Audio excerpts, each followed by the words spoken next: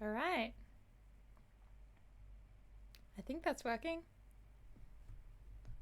I'm not sure if there is actually anyone here or not.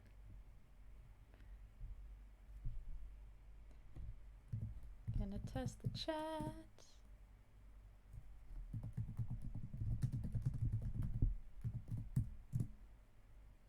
Oh, it seems to be working. Alright, so.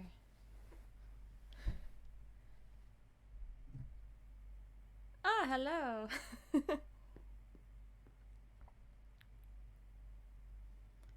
Can you hear me? Alright.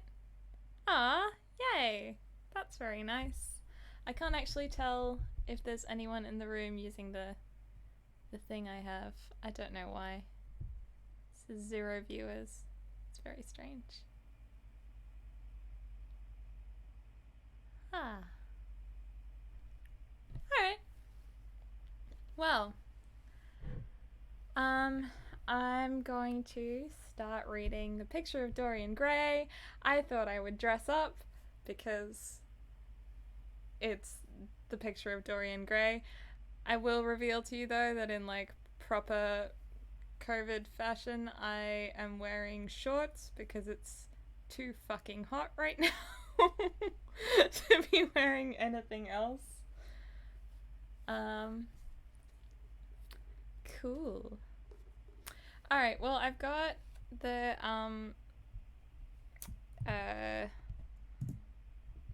screen up with the Project Gutenberg, which I've also just pasted into the chat so that you can read along. Because I do have a book. I have the book, but also I thought I would also just read it along so that we can see as I go. Hello, people. Alright, this is fun. I just want to read this book, but it's like way more fun to do that with other people because it's Oscar Wilde and it's very funny. So I've actually already read the first chapter or two and then I stopped because I wanted to keep reading it aloud with someone. Do let me know if there's any issues with like audio or anything like that. And welcome to story time. What am I doing? That's not what I wanted to do. No.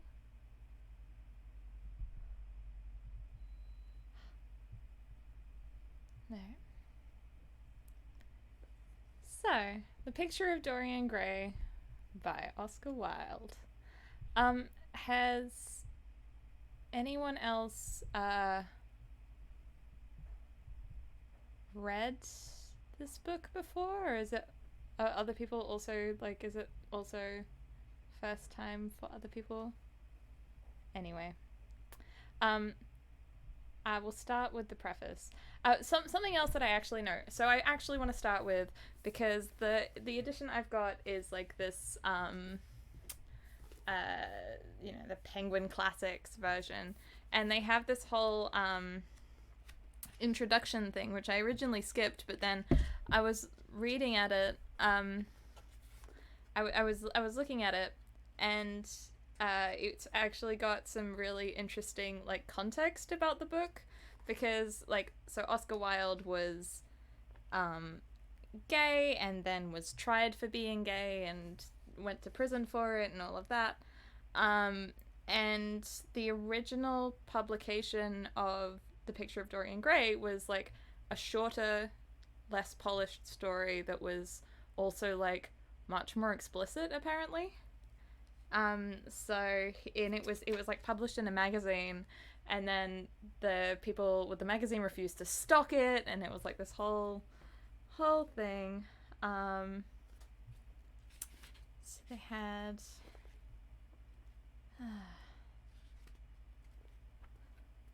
there's a couple of things where like there's lines that were then replaced by him when he rewrote it for publication, and he made it more explicitly about art and less explicitly about gay sex.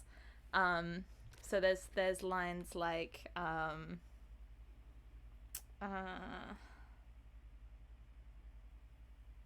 so in the original there's a line where someone begs him not to take away the one person that makes life absolutely lovely to me, and this becomes the one person who gives my art whatever charm it possesses. My life as an artist depends on it. And I just think that's really interesting. Anyway, I'm going to stop being a nerd and I'm going to start reading. And welcome to story time. So, preface.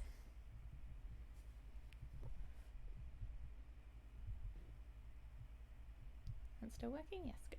Okay, good.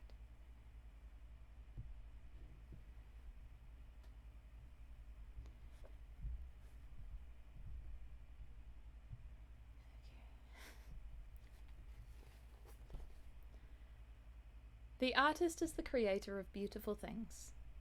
To reveal art and conceal the artist is art's aim. The critic is he who can translate into another manner or a new material his impression of beautiful things. The highest as the lowest form of criticism is a mode of autobiography. Those who find ugly meanings in beautiful things are corrupt without being charming. This is a fault. Those who find beautiful meanings in beautiful things are the cultivated. For these there is hope. They are the elect to whom beautiful things mean only beauty. There is no such thing as a moral or an immoral book. Books are well written or badly written. That is all. The 19th century dislike of realism is the rage of Caliban seeing his own face in a glass. The 19th century dislike of romanticism is the rage of Caliban not seeing his own face in a glass. The moral life of man forms part of the subject matter of the artist, but the morality of the art consists in the perfect use of an imperfect medium. No artist desires to prove anything. Even things that are true can be proved. No artist has ethical sympathies. An ethical sympathy in an artist is an unpardonable mannerism of style. No artist is ever morbid. The artist can express everything. Thought and language are to the artist instruments of an art. Vice and virtue are to the artist materials for an art. From the point of view of form, the type of all the arts is the art of the musician. From the point of view of feeling, the actor's craft is the type. All art is at once surface and symbol. Those who go beneath the surface do so at their peril. Those who read the symbol do so at their peril. It is the spectator and not life that art really mirrors. Diversity of opinion about a work of art shows that the work is new, complex, and vital. When critics disagree, the artist is in accord with himself. We can forgive a man for making a useful thing as long as he does not admire it. The only excuse for making a useless thing is that one admires it intensely. All art is quite useless.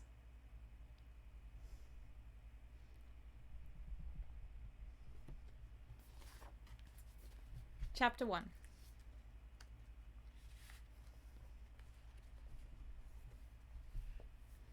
The studio was filled with the rich odours of roses, and when the light summer wind stirred amidst the trees of the garden, there came through the open door the heavy scent of lilac, or the more delicate perfume of the pink flowering thorn. From the corner of the divan of Persian saddlebags on which he was lying, smoking, as was his custom, innumerable cigarettes, Lord Henry Wotton could just catch the gleam of the honey-sweet and honey-coloured blossoms of a laburnum, whose tremulous branches seemed hardly able to bear the burden of a beauty so flame-like as theirs, and now and then the fantastic shadows of birds, in flight, flitted across the tussar silk curtains that was stretched in front of the huge window, producing a kind of momentary Japanese effect, and making him think of those pallid, jade-faced painters in Tokyo, who, through the medium of an art that is necessarily immobile, seek to convey the sense of swiftness and motion. The sullen murmur of the bees shouldering their way through the long unmown grass, or circling with monotonous insistence round the dusty gilt horns of the straggling woodbine, seemed to make the stillness more oppressive. The dim roar of London was like a bourbon note of a distant organ.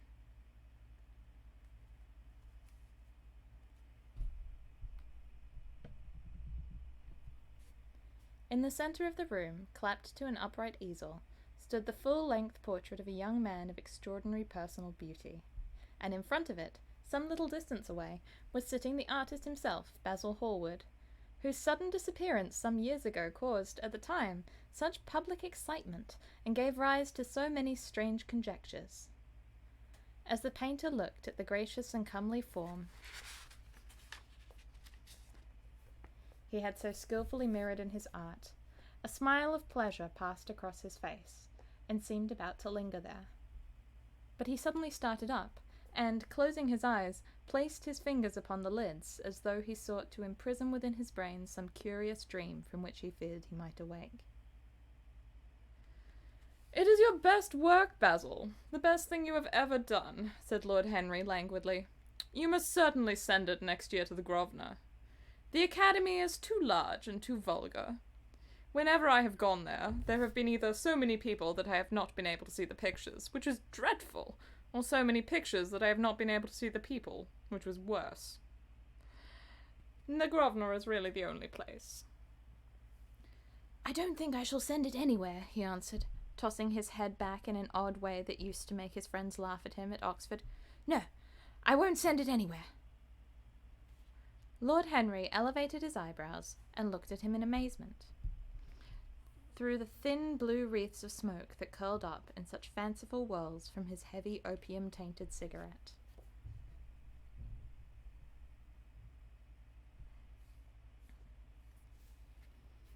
"Not send it anywhere? My dear fellow, why?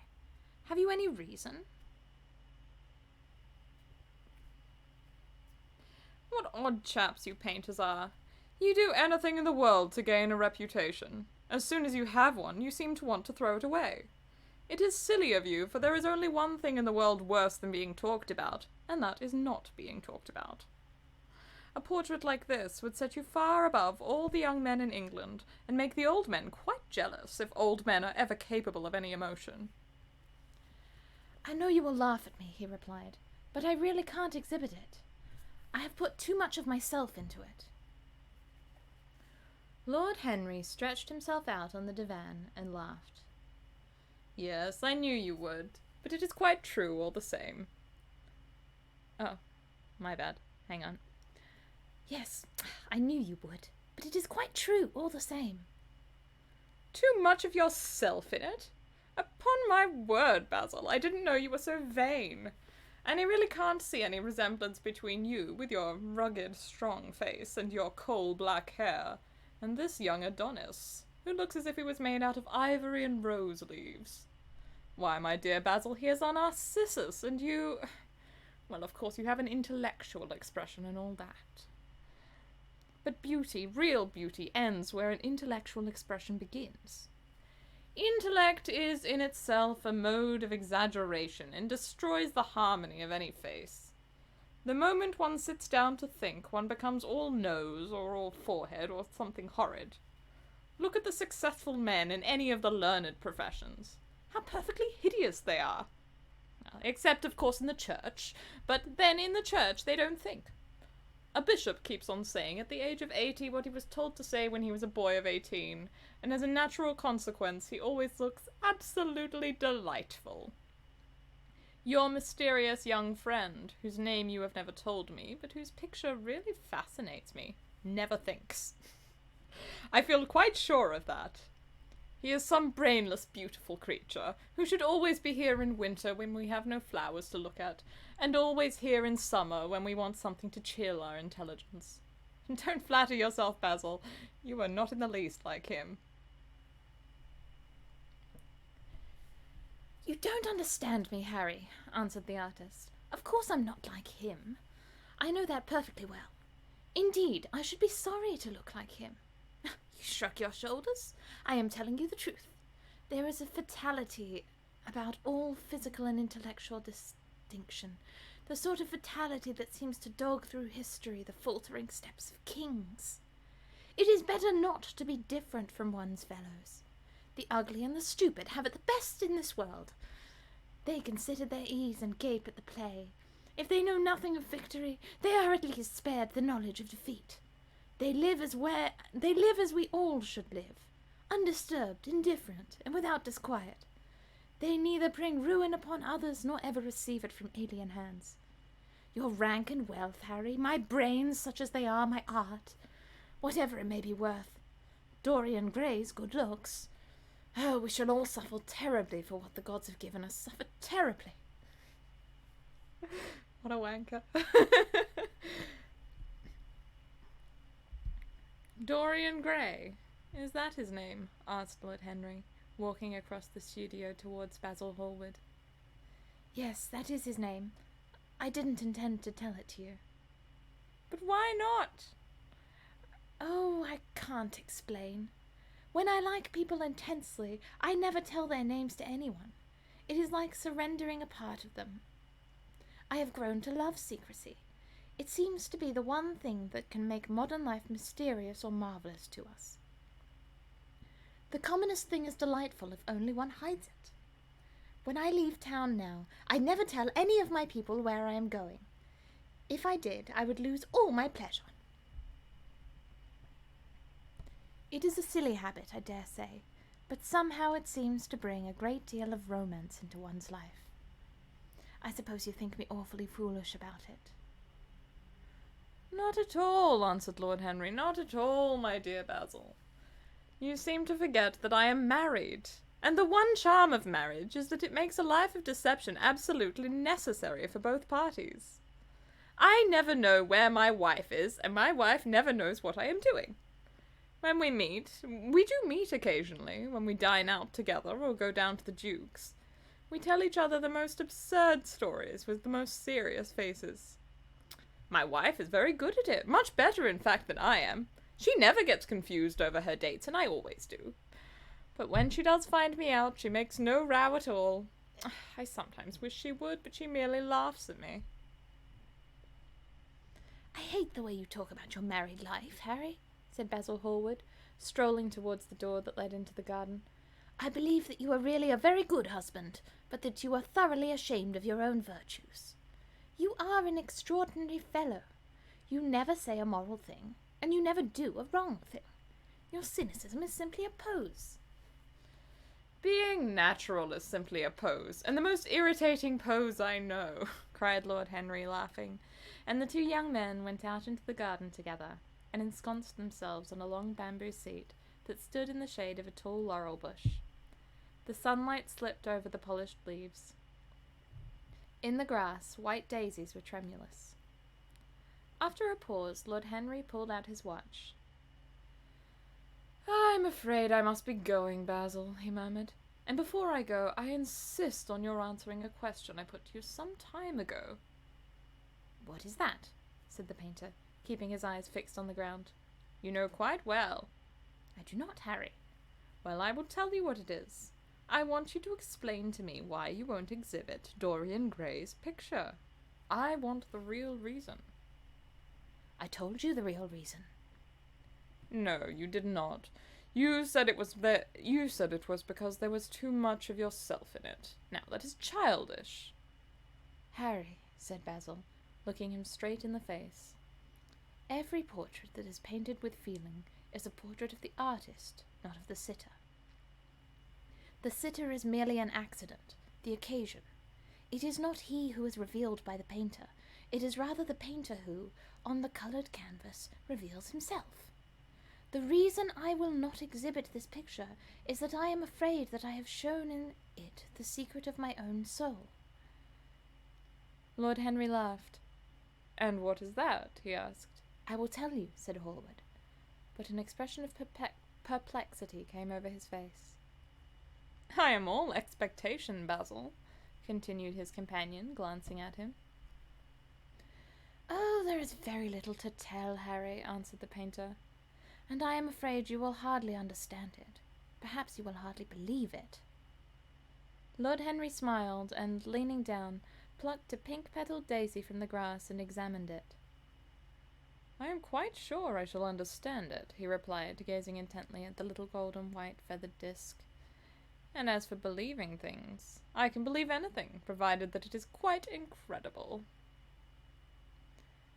The wind shook some blossoms from the trees, and the heavy lilac blooms, with their clustering stars, moved to and fro in the languid air.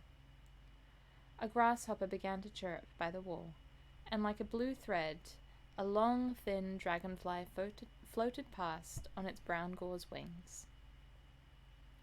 Lord Henry felt as if he could hear Basil Hallward's heart beating, and wondered what was coming.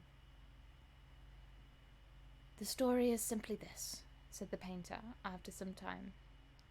2 months ago, I went to a crush at Lady Brandon's.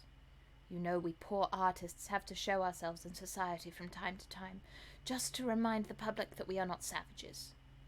With an evening coat and a white tie, as you once told me, anybody, even a stockbroker, can gain a reputation for being civilized. Well, after I had been in the room about 10 minutes, talking to a huge overdressed dowagers and tedious academicians, I suddenly became conscious that someone was looking at me. I turned, half wary, round, and saw Dorian Gray for the first time. When our eyes met, I felt that I was growing pale. A curious sensation of terror came over me. I knew that I had come face to face with someone whose mere personality was so fascinating. His personality was so fascinating that if I allowed it to do so, it would absorb my whole nature, my whole soul, my very art itself. I did not want any external influence in my life. You know yourself, Harry, how independent I am by nature. I have always been my own master, had at least always been so, till I met Dorian Gray. Then, but I don't know how to explain it to you, something seemed to tell me that I was on the verge of a terrible crisis in my life. I had a strange feeling that fate had in store for me exquisite joys and exquisite sorrows. I grew afraid and turned to quit the room. It was not conscience that made me do so. It was a sort of cowardice. I take no credit to myself for trying to escape. Conscience and cowardice are really the same things, Basil. Conscience is the trade name of the firm. That is all. I do have to say, I have read chapter 1 a couple of times now, so a lot of these jokes are ones that I've just been, telling everyone over and over again. So there's going to be a lot more surprised laughing later on in the book, I think. Conscience and cowardice are really the same things, Basil. Conscience is the trade name of the firm, that is all. I don't believe that, Harry, and I don't believe you do either. However, whatever was my motive, and it may have been pride, for I used to be very proud, I certainly struggled to the door. There, of course, I stumbled against Lady Brandon. "You are not going to run away so soon, Mr. Hallward," she screamed out. You know her curiously shrill voice. "Yes, she is a peacock in everything but beauty," said Lord Henry, pulling the daisy to bits with his long, nervous fingers. I could not get rid of her. She brought me up to royalties, to people with stars and garters, and elderly ladies with gigantic tiaras and parrot noses. She spoke of me as her dearest friend. I had only met her once before, but she took it into her head to lionize me.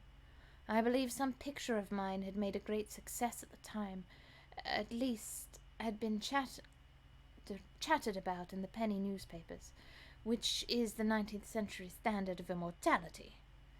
Suddenly I found myself face to face with the young man whose personality had so strangely stirred me. We were quite close, almost touching. Our eyes met again. It was reckless of me, but I asked Lady Brandon to introduce me to him. Perhaps it was not so reckless after all. It was simply inevitable. We would have spoken to each other without any introduction. I'm sure of that. Dorian told me so afterwards. He, too, felt that we were destined to know each other. And how did Lady Brandon describe this wonderful young man? Asked his companion. I know she goes in for giving rapid précis of all her guests. I remember her bringing me up to a truculent and red-faced old gentleman, covered all over with orders and ribbons, and hissing into my ear in a tragic whisper which must have been perfectly audible to everybody in the room, the most astounding details. I simply fled. I like to find out people for myself, but Lady Brandon treats her guests exactly as an auctioneer treats his goods. She either explains them entirely away, or tells one everything about them except what one wants to know. Poor Lady Brandon. You are hard on her, Harry, said Hallward listlessly. My dear fellow, she tried to found a salon and only succeeded in opening a restaurant. How could I admire her? But tell me, what did she say about Mr. Dorian Gray? Oh, something like, charming boy, poor dear mother and I absolutely inseparable. Quite forget what he does, afraid he doesn't do anything. Oh yes, plays the piano, or is it the violin, dear Mr. Gray? Neither one of us could help laughing, and we became friends at once. Laughter is not at all a bad beginning for a friendship. And it is far the best ending for one, said the young lord, plucking another daisy. Hallward shook his head. You don't understand what friendship is, Harry, he murmured, or what enmity is, for that matter. You like everyone. That is to say, you are indifferent to everyone.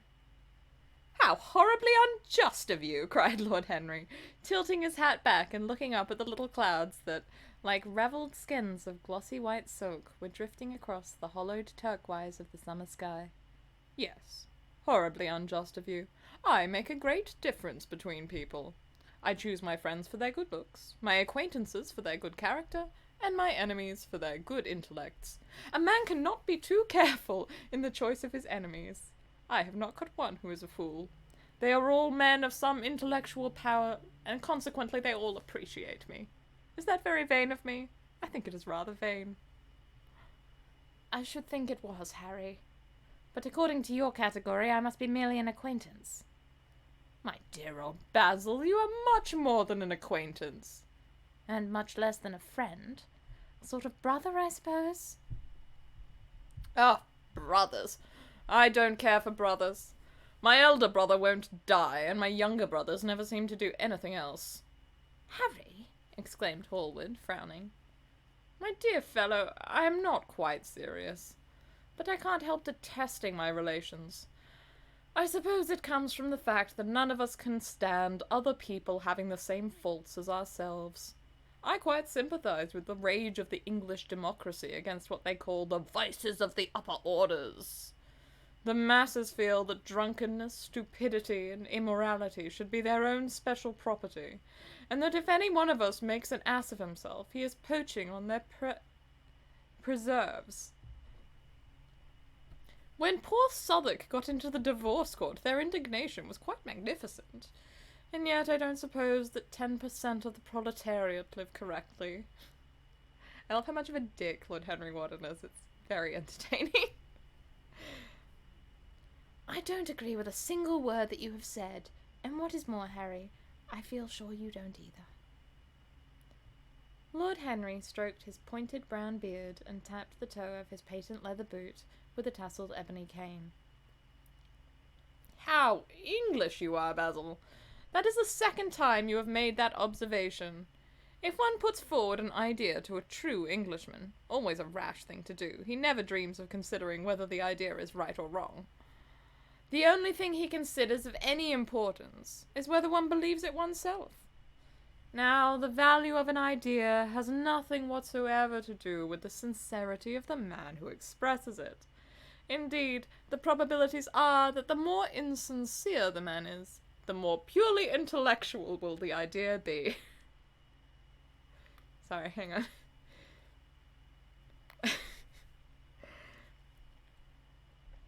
Indeed, the probabilities are that the more insincere the man is, the more purely intellectual will the idea be. As in that case, it will not be coloured by either his wants, his desires, or his prejudices. However, I don't propose to discuss politics, sociology, or metaphysics with you. I like persons better than principles, and I like persons with no principles better than anything else in the world. Tell me more about Mr. Dorian Gray. How often do you see him? Every day. I could not be happy if I didn't see him every day. He is absolutely necessary to me. How extraordinary. I thought you would never care for anything but your art. He is all my art to me now, said the painter gravely.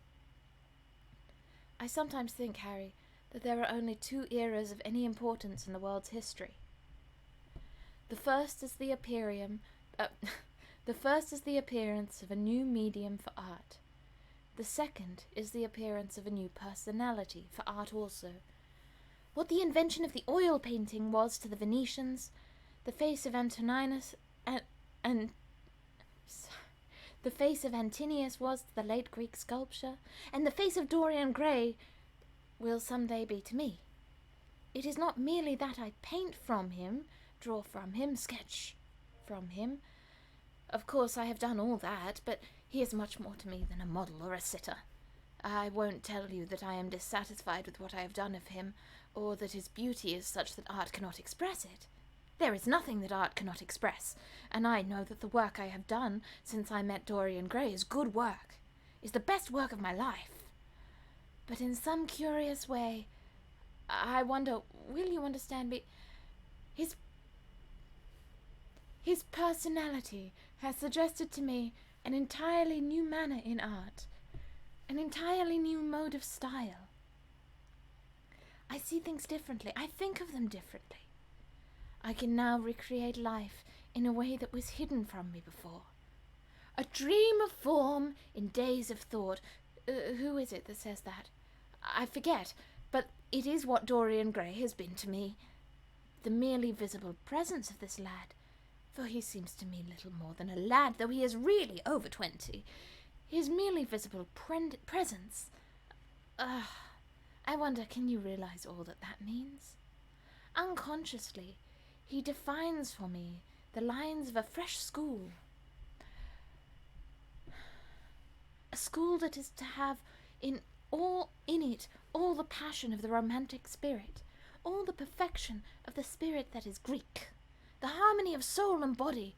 How much that is! We in our madness have separated the two, and have invented a realism that is vulgar, an identity that is void, Harry. If you only knew what Dorian Gray is to me.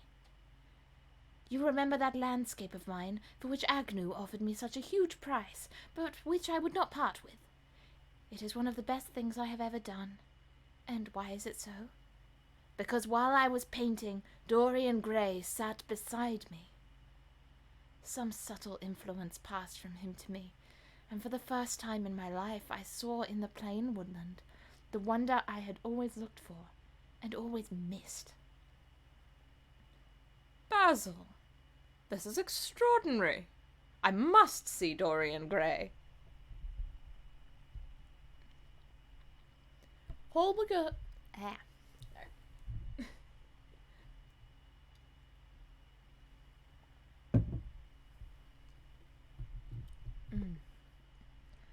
Hallward got up from the seat and walked up and down the garden. After some time he came back. Harry, he said, Dorian Gray is to me simply a motive in art. You might see nothing in him. I see everything in him. He is never more present in my work than when no image of him is there. He is a suggestion, as I have said, of a new manner. I find him in the curves of certain lines, in all the loveliness and subtleties of certain colours. That is all. Then why won't you exhibit his portrait? Asked Lord Henry. Because without intending it, I have put into it some expression of all this curious artistic idolatry, of which, of course, I have never cared to speak to him. He knows nothing about it. He shall never know. Sorry, I just saw Ellie's comment. Yeah. It's very gay. I'm sure you've noticed, I can't keep a straight face every time they refer to Dorian Gray's extraordinary personality. His personality caught my attention across the room. Yep.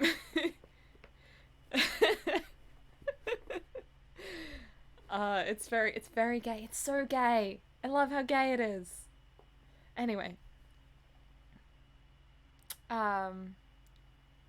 That's so all the yeah, exactly. Oh my, it's David. Goodness.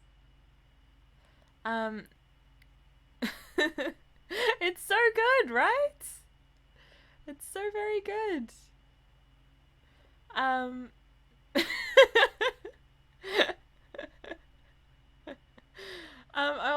also really loving how, like, I'm not expressing enough how much I love all of Lord Henry Wotton's lines, because by this point I love them so much I've read them like 3 times. He's such a dick. And he just says shit for the sake of saying shit, and it's so entertaining. It's so good. And poor Basil just wants to be gay with his pretty boyfriend.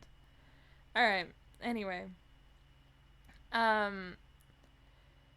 Dorian Gray's just a motive in art. You don't want to see him. Blah, blah, blah. Nothing. Don't worry, Henry. Don't watch this. Because without intending it, I have put into it some expression of all this curious artistic idolatry, of which, of course, I have never cared to speak to him. He knows nothing about it. He shall never know anything about it. But the world might guess it, and I will not bare my soul to their shallow, prying eyes. My heart shall never be put under their microscope. There is too much of myself in the thing, Harry. Too much of myself. Poets are not so scrupulous as you are. They know how useful passion is for publication. Nowadays, a broken heart will run to many editions. I hate them for it, cried Hallward. An artist should create beautiful things, but should put nothing of his own life into them. We live in an age when men treat art as if it were meant to be a form of autobiography. We have lost the abstract sense of beauty.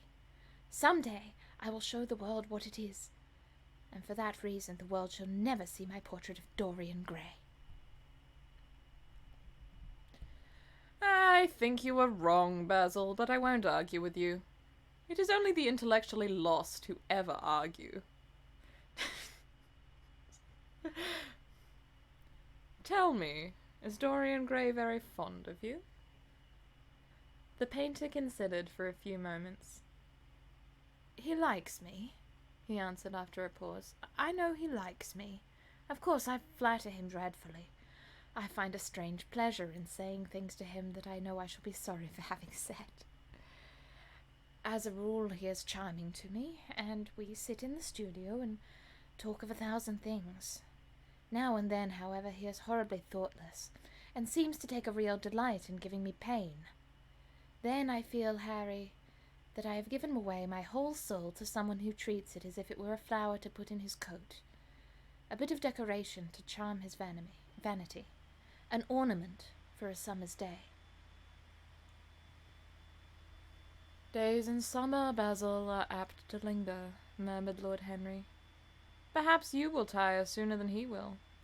It is a sad thing to think of, but there is no doubt that genius lasts longer than beauty.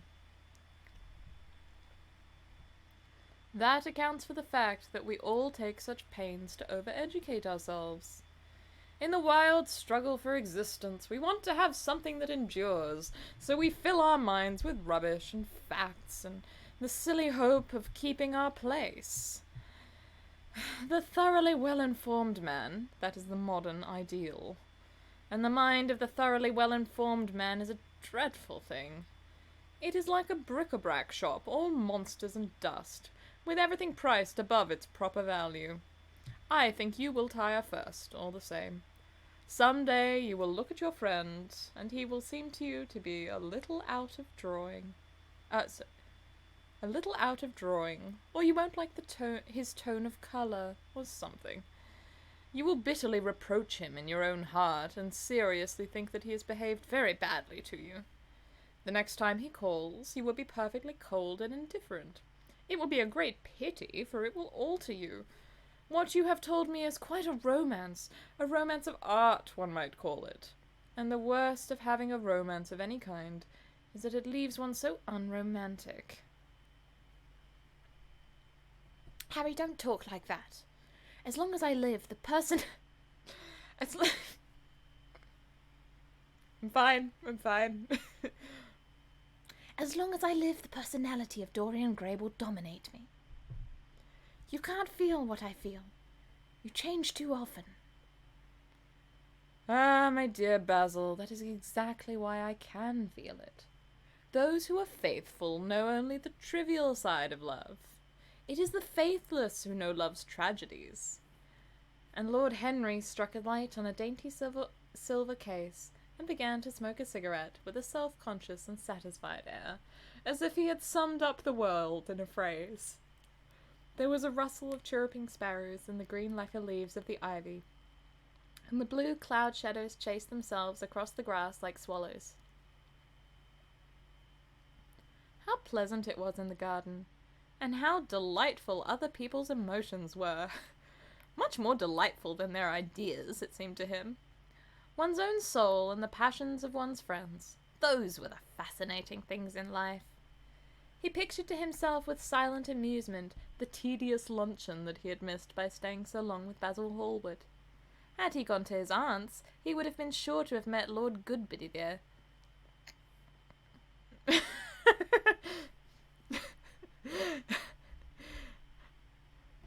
I could send you just a picture of my face going... Just take a screenshot.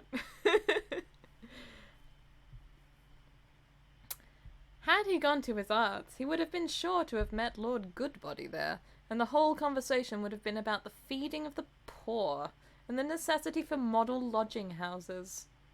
Each class would have preached the importance of those virtues for whose exercise there was no necessity in their own lives. The rich would have spoken on the value of thrift, and the idle grown eloquent over the dignity of labour. It was charming to have escaped all that. As he thought of his aunt, an idea seemed to strike him. He turned to Hallward and said, "My dear fellow, I have just remembered." Remembered what, Harry? Where I heard the name of Dorian Gray. Where was it? Asked Hallward with a slight frown. Don't look so angry, Basil. It was at my aunt, Lady Agatha's. She told me she had discovered a wonderful young man who was going to help her in the East End, and that his name was Dorian Gray. I am bound to state that she never told me he was good-looking. Women have no appreciation of good looks. At least, good women have not. She said that he was very earnest and had a beautiful nature. I at once pictured to myself a creature with spectacles and lank hair, horribly freckled, and tramping about on huge feet. I wish I had known it was your friend. I'm very glad you didn't, Harry. Why? I don't want you to meet him. You don't want me to meet him? No. Mr. Dorian Gray is in the studio, sir, said the butler, coming into the garden. You must introduce me now, cried Lord Henry.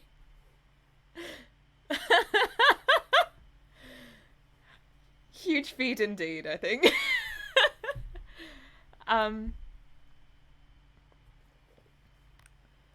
You must introduce me now, cried Lord Henry, laughing. The painter turned to his servant, who stood blinking in the sunlight. Ask Mr. Gray to wait, Parker. I shall be in a few moments. The man bowed and went up the walk. Then he looked at Lord Henry. Dorian Gray is my dearest friend, he said. He has a simple and beautiful nature. Your aunt was quite right in what she said of him. Don't spoil him. Don't try to influence him. Your influence would be bad. The world is wide and has many marvellous people in it. Don't take away from me the one person who gives my art whatever charm it possesses. My life as an artist depends on him. Mind, Harry. I trust you. He spoke very slowly, and the words seemed wrung out of him almost against his will. I'm actually going to pause there, and I want to read it again with the one that was from the original magazine story. That was slightly de-gayified, so it goes, here we go.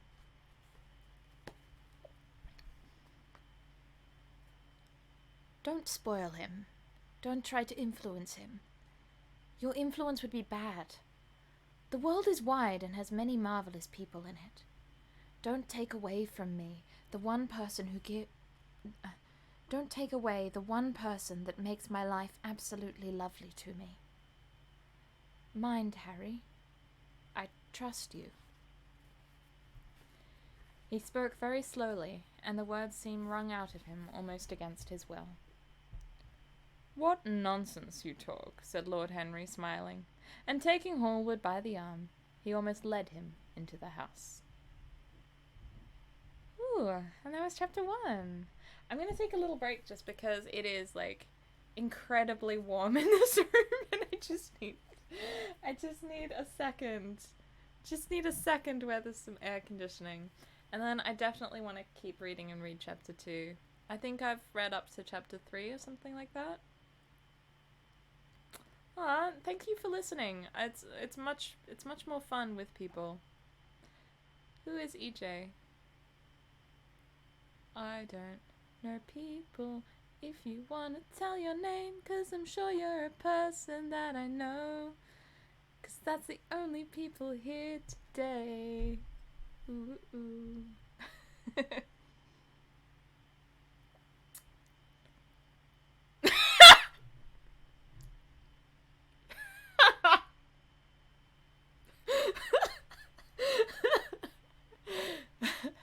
What was it? He should be always here in summer when we need something to chill our intellect.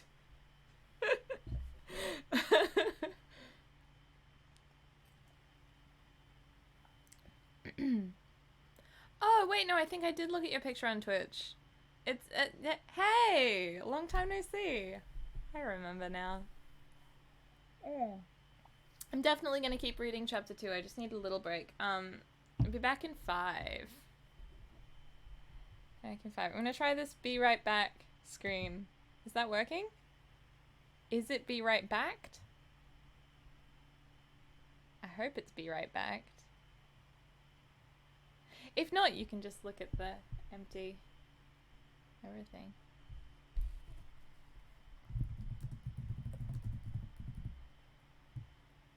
Yay!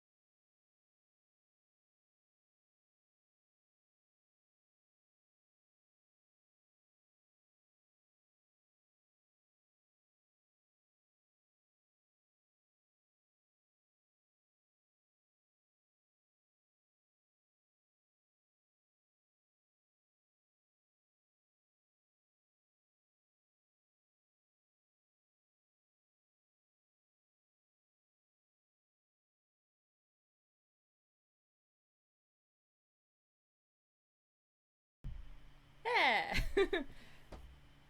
Defensive costume change.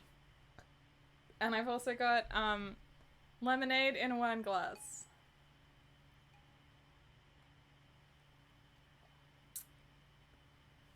Drink every time the word personality is used.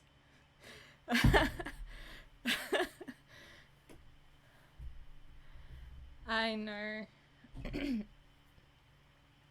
I feel like I should, like, in the spirit of it, have actual wine and make this one of those, sprites. Like, you know, like a drunk history podcast, like the kind of thing where you just get drunker and drunker is the... Should do it as a drinking game. But it's too hot and I don't have wine in the house right now.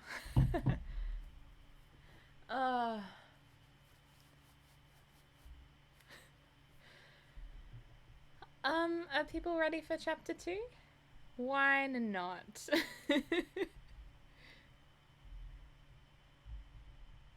How are we feeling? Are we ready for chapter 2? Shall I wait a second more? Sip my wine? Sip my pretend wine?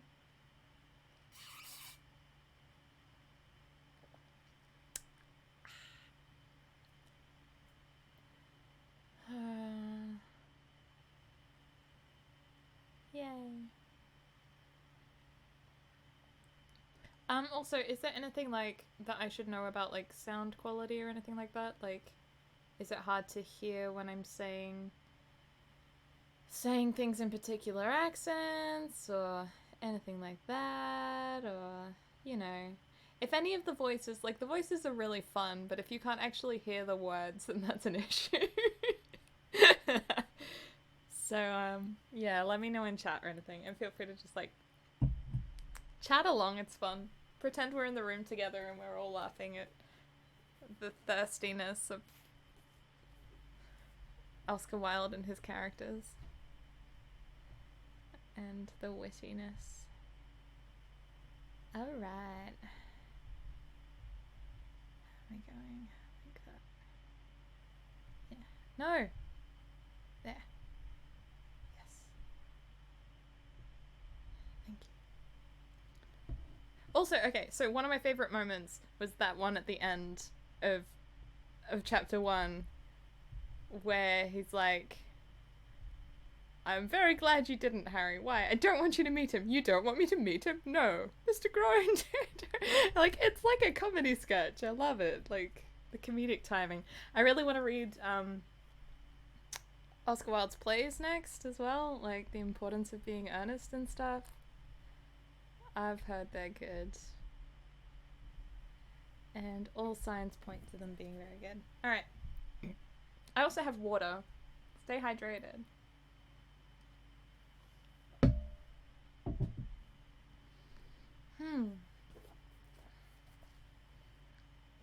It's too hard to flick back and forth. Alright. As they entered, they saw Dorian Gray. He was seated at the piano with his back... Let's start again. Alright.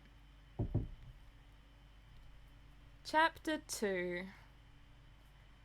As they entered, they saw Dorian Gray. He was seated at the piano with his back to them, turning over the pages of a volume of Schumann's Forest Scenes. You must lend these to me, Basil, he cried. I want to learn them. They are perfectly charming. That depends entirely on how you sit today, Dorian. Oh, I am tired of sitting. I don't want a life-size portrait of myself, answered the lad, swinging round on the music stool with a wilful, petulant manner. When he caught sight of Lord Henry, a faint blush coloured his cheeks for a moment, and he started up. I beg your pardon, Basil, but I didn't know you had anyone with you. This is Lord Henry Wotton, Dorian, an old Oxford friend of mine. I have just been telling him what a capital city you were, and now you've spoiled everything. You have not spoiled my pleasure in meeting you, Mr. Gray, said Lord Henry, stepping forward and extending his hand. My aunt has often spoken to me about you. You are one of her favourites, and I am afraid one of her victims also. I'm in I'm in Lady Agatha's black books at present, answered Dorian, with a funny look of penitence. I promised to go to a club in Whitechapel with her last Tuesday, and I really forgot all about it. We were to have played a duet together. 3 duets, I believe. I don't know what she will say to me. I am far too frightened to call. Oh, I will make your peace with my aunt. She is quite devoted to you. And I don't think it really matters about your not being there. The audience probably thought it was a duet. When Aunt Agatha sits down to the piano, she makes quite enough noise for 2 people. That is very horrid to her, and not very nice to me, answered Dorian, laughing. Lord Henry looked at him. Yes, he was certainly wonderfully handsome, with his finely curved scarlet lips, his frank blue eyes, his crisp gold hair. There was something in his face that made one trust him at once. All the candour of youth was there, as well as all youth's passionate purity. One felt that he had kept himself unspotted from the world. No wonder Basil Hallward worshipped him. You are too charming to go in for philanthropy, Mr. Gray, far too charming. And Lord Henry flung himself down on the divan and opened his cigarette case. The painter had been mixing his colours and getting his brushes ready. He was looking worried, and when he heard Lord Henry's last remark, he glanced at him, hesitated for a moment, and then said, Harry, I want to finish this picture today. Would you think it awfully rude of me if I asked you to go away? Lord Henry smiled and looked at Dorian Gray. Am I to go, Mr. Gray? He asked. Oh, please don't, Lord Henry. I see that Basil is in one of his sulky moods. I can't bear him when he sulks. Besides, I want you to tell me why I should not go in for philanthropy. I don't know that I shall tell you that, Mr. Gray. It is so tedious a subject that one would have to talk seriously about it. But I certainly shall not run away, now that you have asked me to stop. You don't really mind, Basil, do you? You have often told me that you liked your sitters to have someone to chat to. Hallward bit his lip. If Dorian wishes it, of course you must stay. Dorian's whims are laws to everybody except himself. Lord Henry took up his hat and gloves. You are very pressing, Basil, but I'm afraid I must go. I have promised to meet a man at the Orleans. Goodbye, Mr. Gray. Come and see me some afternoon in Curzon Street. I am nearly always home at 5 o'clock. Write to me when you are coming. I should be sorry to miss you. Basil, cried Dorian Gray, if Lord Henry Wotton goes, I shall go too. You never open your lips while you are painting, and it is horribly dull sitting on a platform and trying to look pleasant. Ask him to stay. I insist upon it. Stay, Harry, to oblige Dorian, and to oblige me, said Hallward, gazing intently at his picture. It is quite true. I never talk while I am working, and never listen either, and it must be dreadfully tedious for my unfortunate sitters. I beg you to stay. But what about my man at the Orleans? The painter laughed. I don't think there will be any difficulty about that. Sit down again, Harry. And now, Dorian, get up on the platform and don't move about too much, or pay any attention to what Lord Henry says. He has a very bad influence over all his friends, with the single exception of myself. Dorian Gray stepped up on the dais with an air of young Greek martyr, and made a little moue of discontent to Lord Henry, to whom he had rather taken a fancy. He was so unlike Basil. They made a delightful contrast, and he had such a beautiful voice. After a few moments he said to him, Have you really a bad influence, Lord Henry? As bad as Basil says? There is no such thing as a good influence, Mr. Gray. All influence is immoral. Immoral from the scientific point of view. Why? Because to influence a person is to give him one's own soul. He does not think his natural thoughts or burn with his natural passions. His virtues are not real to him. His sins, if there are such things as sins, are borrowed. He becomes an echo of someone else's music, an actor of a part that has not been written for him. The aim of life is self-development. To realize one's nature perfectly, that is what each of us is here for. People are afraid of themselves nowadays. They have forgotten the highest of all duties, the duty that one owes to oneself. Of course, they are charitable. They feed the hungry and clothe the beggar, but their own souls starve and are naked. Courage has gone out of our race. Perhaps we never really had it. The terror of society, which is the basis of morals. The terror of God, which is the secret of religion. These are the two things that govern us, and yet... Just turn your head a little more to the right, Dorian, like a good boy, said the painter, deep in his work and conscious only that a look had come into the lad's face that he had never seen there before.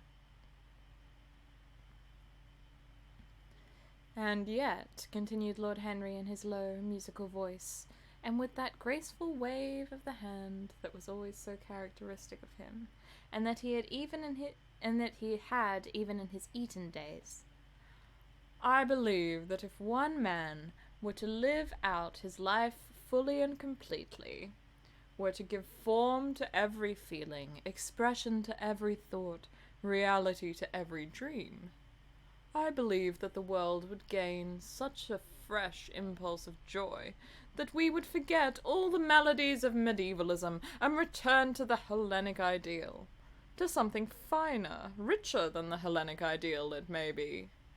But the bravest man among us is afraid of himself. The mutilation of the savage has its tragic survival in the self-denial that mars our lives. We are punished for our refusals.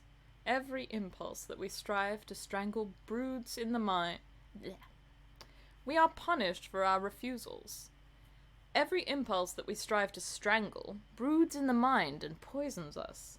The body sins once and has done with its sin, for action is a mode of purification. Nothing remains but the recollection of a pleasure or the luxury of a regret. The only way to get rid of temptation is to yield to it. Resist it, and your soul grows sick with longing for things it is forbidden to itself, with desire for what its monstrous laws have made monstrous and unlawful. It has been said that the great events of the world take place in the brain. It is in the brain, and the brain only, that the great sins of the world take place also.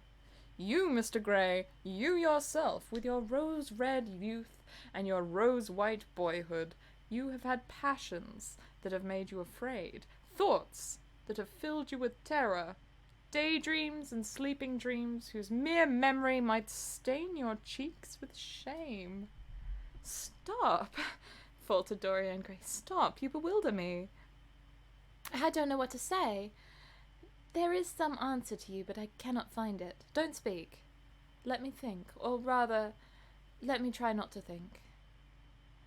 For nearly 10 minutes he stood there, motionless, with parted lips and eyes strangely bright.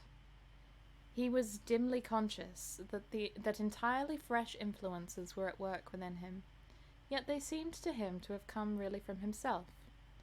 The few words that Basil's friend had said to him, words spoken by chance no doubt, and with wilful paradox in them, had touched some secret chord that had never been touched before, but that he felt was now vibrating and throbbing to curious pulses. Music had stirred him like that, but music was not articulate. It was not a new world, but rather another chaos that it created in us. Throbbing.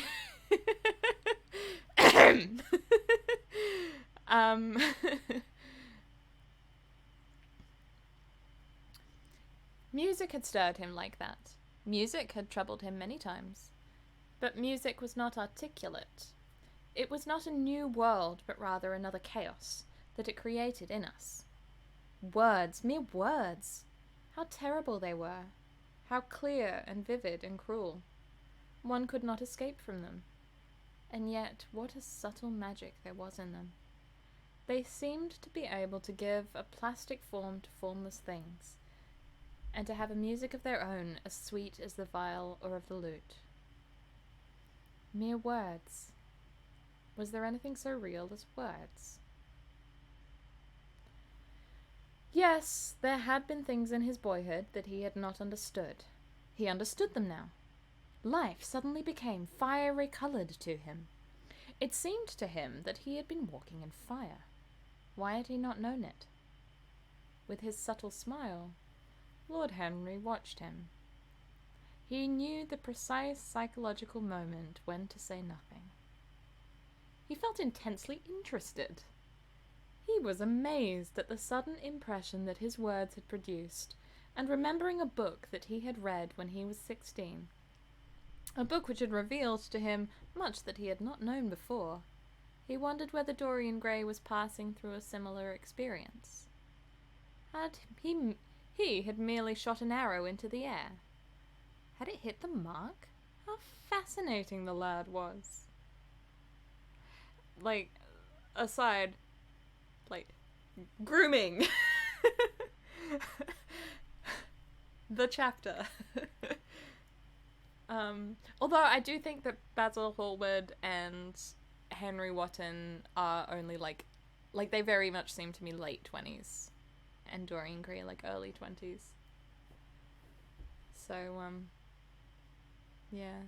Oh yeah, no, it's super creepy. He's really, really creepy about it. It's very much it's very grooming. He's really kind of toying with Dorian Gray because it's fun to do so. Yeah. Anyway, I'm gonna keep going. Even that last line, he had merely shot an arrow into the air. Had it hit the mark? How fascinating the lad was. Hallward painted away with that marvellous bold touch of his that had the true refinement and perfect delicacy that in art, at any rate, comes only from strength. He was unconscious of the silence.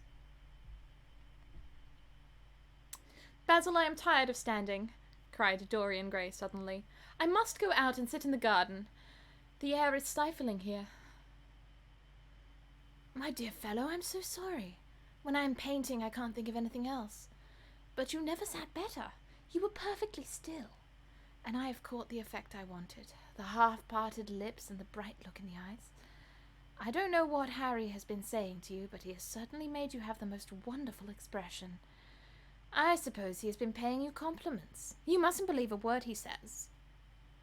"He has certainly not been paying me compliments. Perhaps that is the reason I don't believe anything he has told me." "You know you believe it all," said Lord Henry, looking at him with his dreamy, languorous eyes. "I will go out into the garden with you. It is horribly hot in the studio. Basil, let us have something iced to drink. Something with strawberries in it."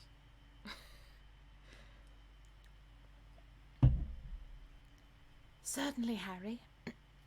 Just touch the bell, and when Parker comes, I will tell him what you want.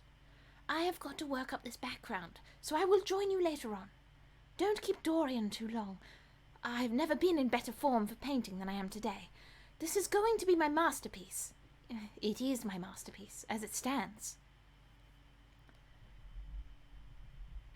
Lord Henry went out into the garden and found Dorian Gray burying his face in the great cool lilac blossoms, feverishly drinking in their perfume as if it had been wine. He came close to him and put his hand upon his shoulder. "You are quite right to do that," he murmured. "Nothing can cure the soul but the senses, just as nothing can cure the senses but the soul." The lad started and drew back. He was bareheaded, and the leaves that had tossed his rebellious curls and tangled all their gilded threads. There was a look of fear in his eyes, such as people have when they are suddenly awakened. His finely chiselled nostrils quivered, and some hidden nerve took the scarlet of his lips and left them trembling.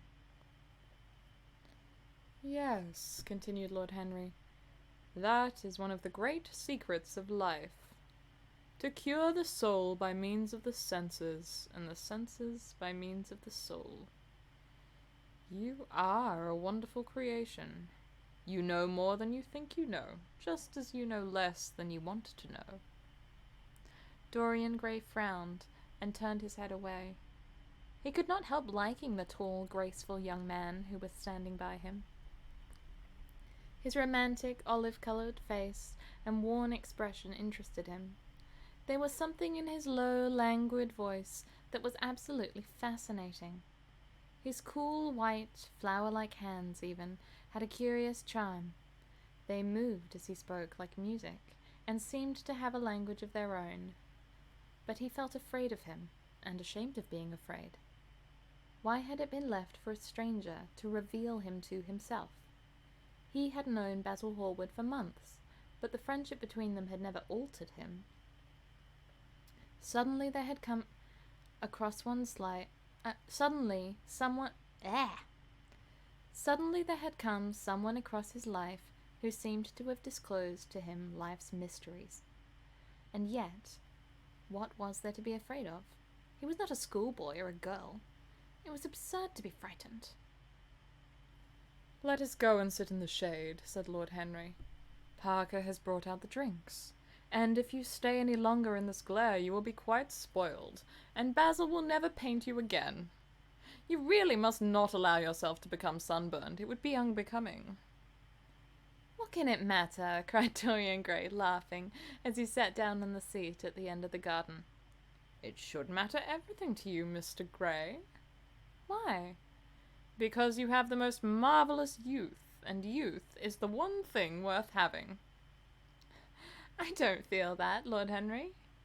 "No, you don't feel it now. Some day, when you are old and wrinkled and ugly, when thought has seared your forehead with its lines, and passion branded your lips with its hideous fires, you will feel it, and you will feel it terribly.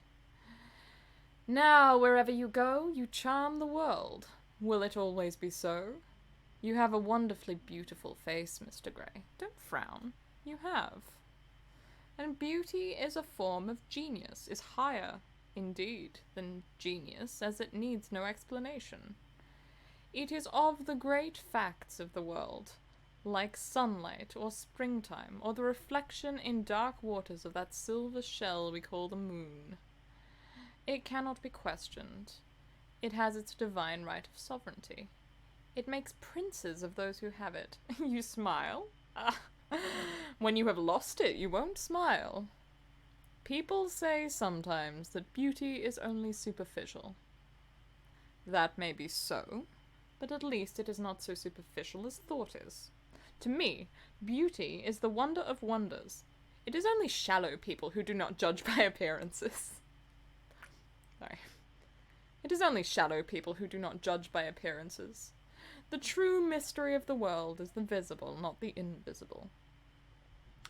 Yes, Mr. Gray, the gods have been good to you. But what the gods give, they quickly take away. You have only a few years in which to live really, perfectly, and fully. When your youth goes, your beauty will go with it, and then you will suddenly discover that there are no triumphs left for you, or have to content yourself with those mean triumphs that the memory of your past will make more bitter than defeats. Every month as it wanes brings you nearer to something dreadful. Time is jealous of you, and wars against your lilies and your roses. You will become sallow, and hollow-cheeked, and dull-eyed. You will suffer horribly. Ah! Realize your youth while you have it. Don't squander the gold of your days listening to the tedious, trying to improve the hopeless failure, or giving away your life to the ignorant, the common, and the vulgar. These are the sickly aims, the false ideals of our age. Live wonderful life that is in you. Let nothing be lost upon you. Be always searching for new sensations. Be afraid of nothing. A new hedonism. That is what our century wants. You might be its visible symbol. With your personality, there is nothing you could not do. The world belongs to you for a season. The moment I met you, I saw that you were quite unconscious of what you really are, of what you really might be. There was so much in you that charmed me, that I felt I must tell you something about yourself. I thought how tragic it would be if you were wasted. For there is such little time that your youth will last, such little time. The common hill flowers wither, but they blossom again. The laburnum will be as yellow next June as it is now. In a month there will be purple stars in the clematis, and year after year the green night of its leaves will hold its purple stars. But we never get back our youth. The pulse of joy that beats in us at 20 becomes sluggish. Our limbs fail, our senses rot. We degenerate into hideous puppets, haunted by the memory of the passions of which we were too much afraid, and the exquisite temptations that we had not the courage to yield to. Youth, youth! There is absolutely nothing in the world but youth.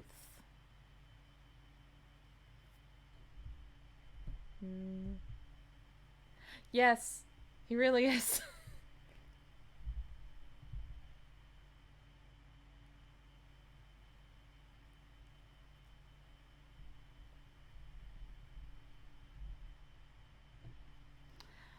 Alright. Dorian Gray listened, open-eyed and wondering. The spray of lilac fell from his hand upon the gravel. A furry bee came and buzzed around it for a moment. Then it began to scramble all over the oval stellated globe of the tiny... Then it began to scramble all over the oval stellated globe of tiny blossoms. He watched it with that strange interest in trivial things that we try to develop when things of high import make us afraid, or when we are stirred by some new emotion for which we cannot find expression, or when some thought that terrifies us lays sudden siege to the brain and calls on us to yield. After a time the bee flew away. He saw it creeping into the stained trumpet of the Tyrian convolvulus. A flower seemed to quiver, and then swayed. The flower seemed to quiver, and then swayed gently to and fro. Suddenly the painter appeared at the door of the studio and made staccato signs for them to come in. They turned to each other and smiled. "I am waiting," he cried. "Do come in. The light is quite perfect, and you can bring your drinks." They rose up and sauntered down the walk together. 2 green and white butterflies fluttered past them, and in the pear tree at the corner of the garden a thrush began to sing. "You are glad to have met me, Mr. Gray," said Lord Henry, looking at him. "Yes, I am glad now. I wonder, shall I always be glad?" "Always?" Well, that is a dreadful word. It makes me shudder when I hear it. Women are so fond of using it. They spoil every romance by trying to make it last forever. It is a meaningless word, too. The only difference between a caprice and a lifelong passion is that the caprice lasts a little longer. As they entered the studio, Dorian Gray put his hand upon Lord Henry's arm. "In that case, let our friendship be a caprice," he murmured, flushing at his own boldness, then stepped up on the platform and resumed his pose. Lord Henry flung himself into a large wicker armchair and watched him. The sweep and dash of the brush on the canvas made the only sound that broke the stillness, except when, now and then, Hallward stepped back to look at his work from a distance. In the slanting beams that streamed through the open doorway, the dust danced and was golden. The heavy scent of the roses seemed to brood over everything. After about a quarter of an hour, Hallward stopped painting, looked for a long time at Dorian Gray, and then for a long time at the picture, biting the end of one of his huge brushes and frowning. "It is quite finished," he cried, at last, and stooping down, he wrote his name in long vermilion letters on the left-hand corner of the canvas. Lord Henry came over and examined the picture. It was certainly a wonderful work of art, and a wonderful likeness as well. "My dear fellow, I congratulate you most warmly," he said. "It is the finest portrait of modern times. Mr. Gray, come over and look at yourself." The lad started, as if awakened from a dream. "Is it really finished?" he murmured, stepping down from the platform. "Quite finished," said the painter. "And you have sat splendidly today. I am awfully obliged to you." "That is entirely due to me," broke in Lord Henry. "Isn't it, Mr. Gray?" Dorian made no answer, but passed listlessly in front of his picture and turned towards it. When he saw it, he drew back, and his cheeks flushed for a moment with pleasure. A look of joy came into his eyes, as if he had recognized himself for the first time.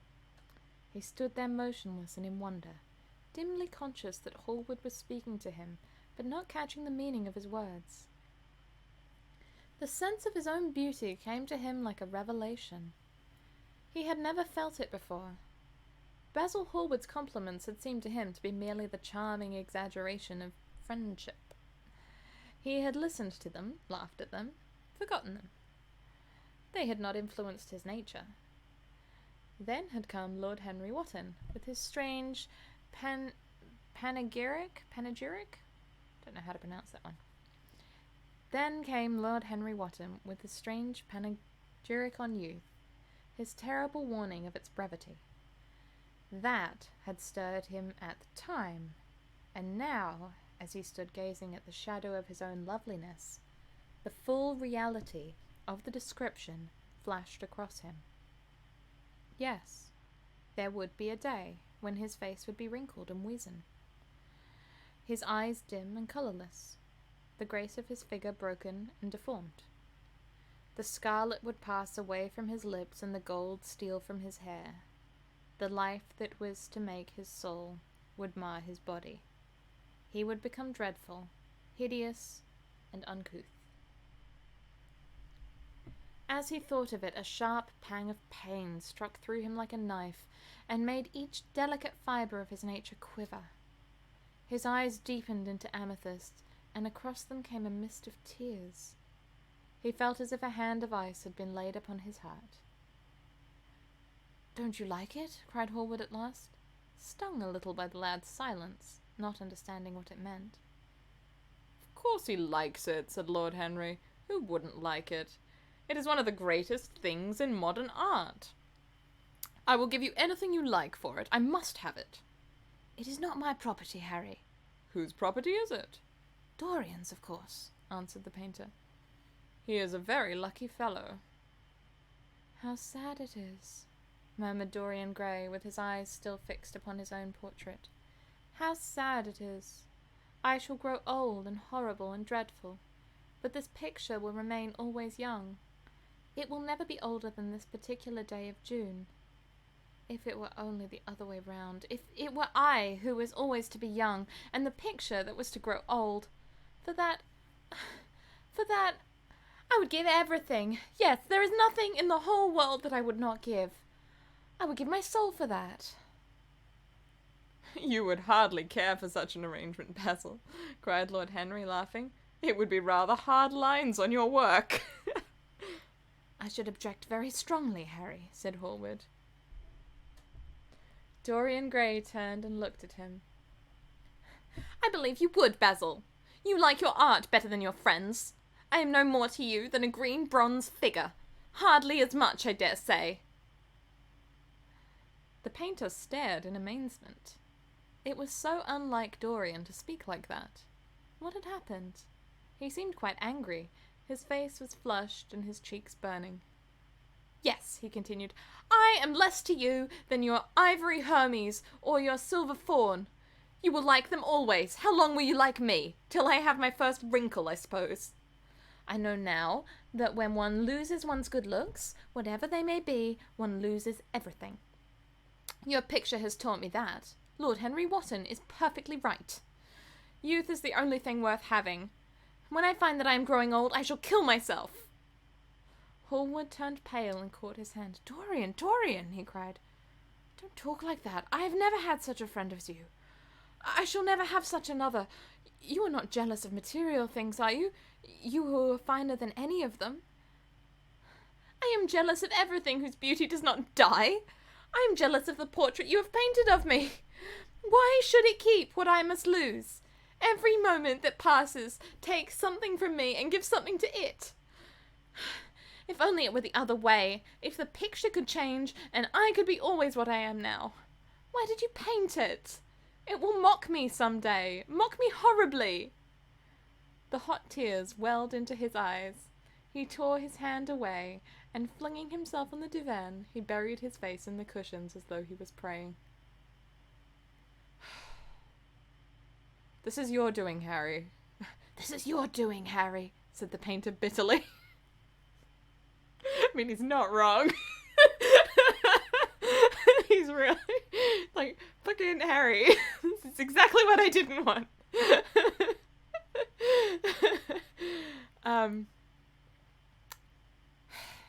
"This is your doing, Harry," said the painter bitterly. Lord Henry shrugged his shoulders. "It is the real Dorian Gray. That is all." "It is not." "If it is not, what have I to do with it?" "You should have gone away when I asked you," he muttered. "I stayed when you asked me," was Lord Henry's answer. "Harry, I can't quarrel with my two best friends at once, but between you both you have made me hate the finest piece of work I have ever done, and I will destroy it. What is it but canvas and colour? I will not let it come across our 3 lives and mar them."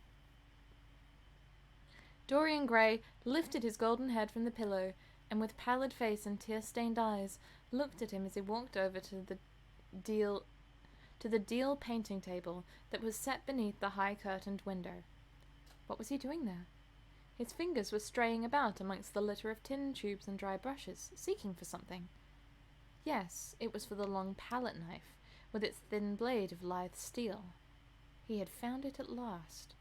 He was going to rip up the canvas. With a stifled sob, the lad leapt from the couch and, rushing over to Hallward, tore the knife out of his hand and flung it to the end of the studio. "Don't, Basil! Don't!" he cried. "It would be murder!" "I am glad you appreciate my work at last, Dorian," said the painter coldly when he had recovered from his surprise. "I never thought you would." "Appreciate it? I'm in love with it, Basil. It is part of myself. I feel that." "Well, as soon as you are dry, you shall be varnished and framed and sent home. And then you can do what you like with yourself." He walked across the room and rang for the bell. "You will have tea, of course, Dorian, and so will you, Harry. Or do you object to such simple pleasures?" "I adore simple pleasures," said Lord Henry. "They are the last refuge of the complex. But I don't like scenes except on the stage. What absurd fellows you are, both of you. I wonder who it was defined man as a rational animal. It was the most premature definition ever given. Man is many things, but he is not rational. I am glad he is not, after all. Though I wish you chaps would not squabble over the picture. You had much better let me have it, Basil. This silly boy doesn't really want it, and I really do." "If you let anyone have it but me, Basil, I shall never forgive you," cried Dorian Gray. "And I don't allow people to call me silly boy." "You know the picture is yours, Dorian. I gave it to you before it existed." "And you know you have been a little silly, Mr. Gray, and that you don't really object to being reminded that you are extremely young." "I should have objected very strongly this morning, Lord Henry." "Ah! This morning! You have lived since then." There came a knock at the door, and the butler entered with a laden tea tray, and set it down upon a small Japanese table. There was a rattle of cups and saucers, and the hissing of a fluted Georgian iron. 2 globe-shaped china dishes were brought in by a page. Dorian Gray went over and poured out the tea. The 2 men sauntered languidly to the table, and examined what was under the covers. about us go to the theatre tonight?" said Lord Henry. "There is sure to be something on somewhere. I have promised to dine at White's, but it is only with an old friend, so I can send him a wire to say that I am ill or that I am prevented from coming in consequence of a subsequent engagement. I think it would be a rather nice excuse. It would have all the surprise of candour." "It is such a bore putting on one's dress clothes," muttered Hallward, "and when one has them on they are so horrid." "Yes," answered Lord Henry dreamily. "The costume of the 19th century is detestable. It is so sombre, so depressing. Sin is the only real colour element left in modern life." "You really must not say things like that before Dorian, Harry." "Before which Dorian? The one who was pouring out tea for us, or the one in the picture?" "Before either." "I should like to come to the theatre with you, Lord Henry," said the lad. "Then you shall come. And you will come too, Basil, won't you?" "I can't, really. I would sooner not. I have a lot of work to do." "Well then, you and I will go alone, Mr. Gray." "I should like that awfully." The painter bit his lip and walked over, cup in hand, to the picture. "I shall stay with the real Dorian," he said sadly. "Is it the real Dorian?" cried the original of the portrait, strolling across to him. "Am I really like that? Am I really like that?" "Yes, you are just like that." "How wonderful, Basil." "At least you are like it in appearance. But it will never alter," sighed Hallward. "That is something." "What a fuss people make about fidelity," exclaimed Lord Henry. "Why, even in love it is purely a question for physiology. It has nothing to do with our own will. Young men want to be faithful and are not. Old men want to be faithless and cannot. That is all one can say." "Don't go to the theatre tonight, Dorian," said Hallward. "Stop and dine with me." "I can't, Basil." "Why?" "Because I have promised Lord Henry Wotton to go with him." "He won't like you the better for keeping your promises. He always breaks his own. I beg you not to go." Dorian Gray laughed and shook his head. "I entreat you." The lad hesitated and looked over at Lord Henry, who was watching them from the tea table with an amused smile. "I must go, Basil." "Very well," said Hallward, and he went over and laid down his cup on the tray. "It is rather late, and as you have to dress, you had better lose no time. Goodbye, Harry. Goodbye, Dorian. Come and see me soon? Come tomorrow?" "Certainly." "You won't forget?" "No, of course not," cried Dorian. "And Harry, "Yes, Basil?" remember what I asked you when we were in the garden this morning." "I have forgotten it." "I trust you." "I wish I could trust myself," said Lord Henry, laughing. "Come, Mr. Gray, my hansom is outside, and I can drop you at your own place. Goodbye, Basil. It has been a most interesting afternoon." As the door closed behind them, the painter flung himself down on the sofa, and a look of pain came into his face. Dun dun dun! We're up to the portrait. It's happened. Yeah, the big oops. That was right at the moment when he said I would give my soul for it, right? I love how much of a brat Dorian Gray already is. Like, he's such a little, like, he's got that in, I don't know, it's very much he's that blank slate. And yeah, did someone mention negging? Yeah, such negging, so much negging. Oh my god.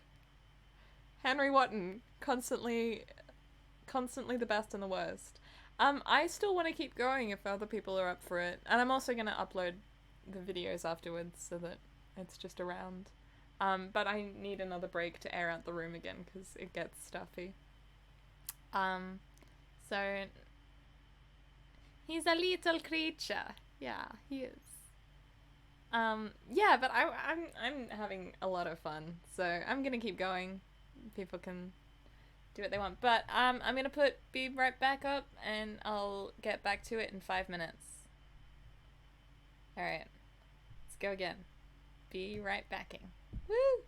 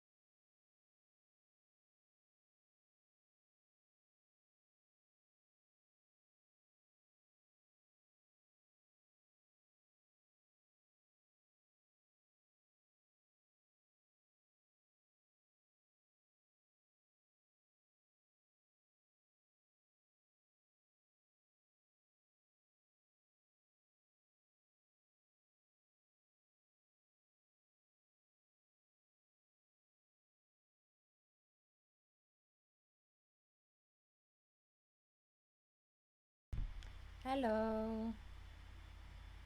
I am a little creature, and I return.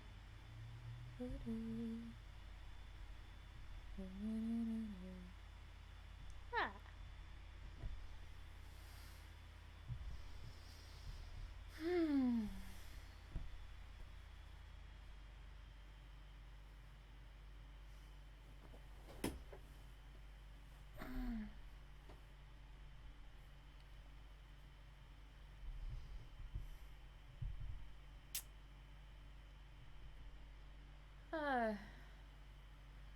Are people who are here ready? How are we feeling?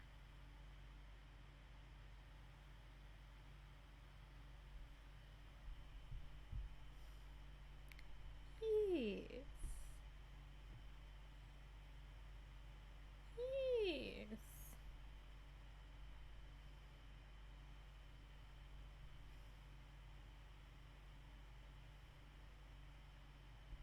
Excellent. That'll be fun. The main reason I have to keep taking the breaks is because if I want to air the room out, I have to turn on the fan and the cooling, and they both just sound like the effect is basically like strobe lighting and a jet engine sound, so there's no way I can do it with it on. So I shall just have to suffer in the sun.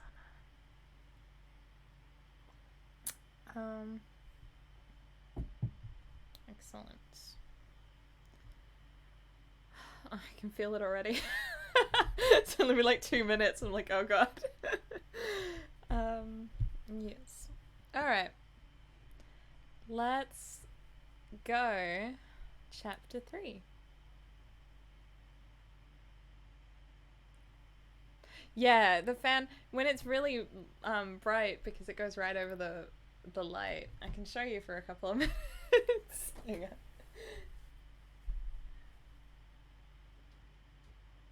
It gets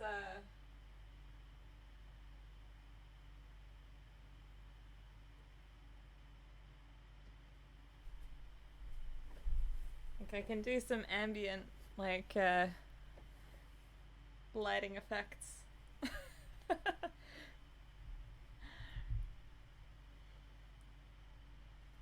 Alright.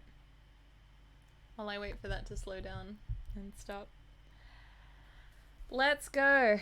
Chapter 3. Lord Henry, what are you doing? Oh god, I remember this chapter. So I think this is the last chapter that I read. There's gonna come a point where I'm gonna have to pause and just do like a quick, like, dear God, who are all these people talking at once? So I know that's coming in this bit, because I think this is like the last bit that I had read. So I'm gonna find the page in my book. So I have it here. It's like who these people are. Okay. At 12:30, Chapter 3. At 12:30 the next day, Lord Henry Wotton strolled from Curzon Street over the Albany to call on his uncle, Lord Fermor, a genial if somewhat rough-mannered old bachelor, whom the outside world called selfish because it derived no particular benefit from him, but who was considered generous by society as he fed the people who amused him. His father had been our ambassador at Madrid when Isabella was young and prim unthought of, but had retired from the diplomatic service in a capricious moment of annoyance on not being offered the embassy at Paris, a post to which he had considered that he was fully entitled by reason of his birth, his indolence, the good English of his dispatches, and his inordinate passion for pleasure.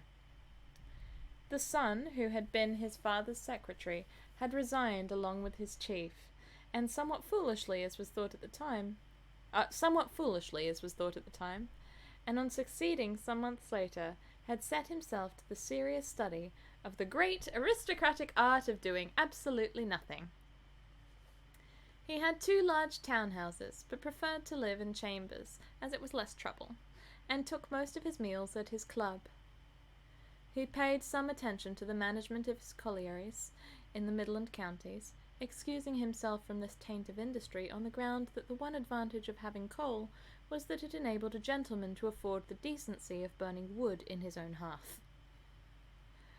In politics, he was a Tory, except when the Tories were in office, during which period he roundly abused them for being a pack of radicals.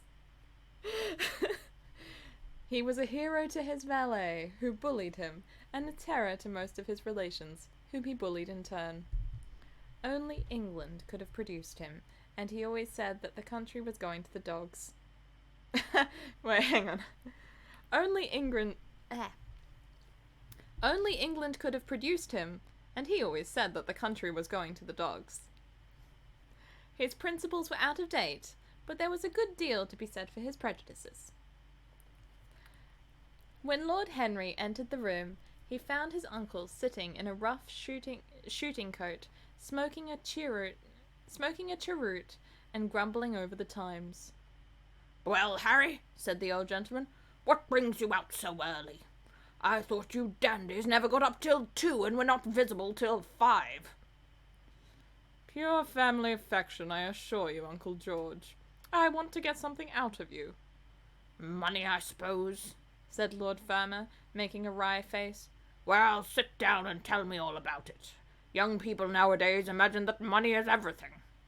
Yes, murmured Lord Henry, settling his buttonhole in his coat, and when they grow older they know it. But I don't want money.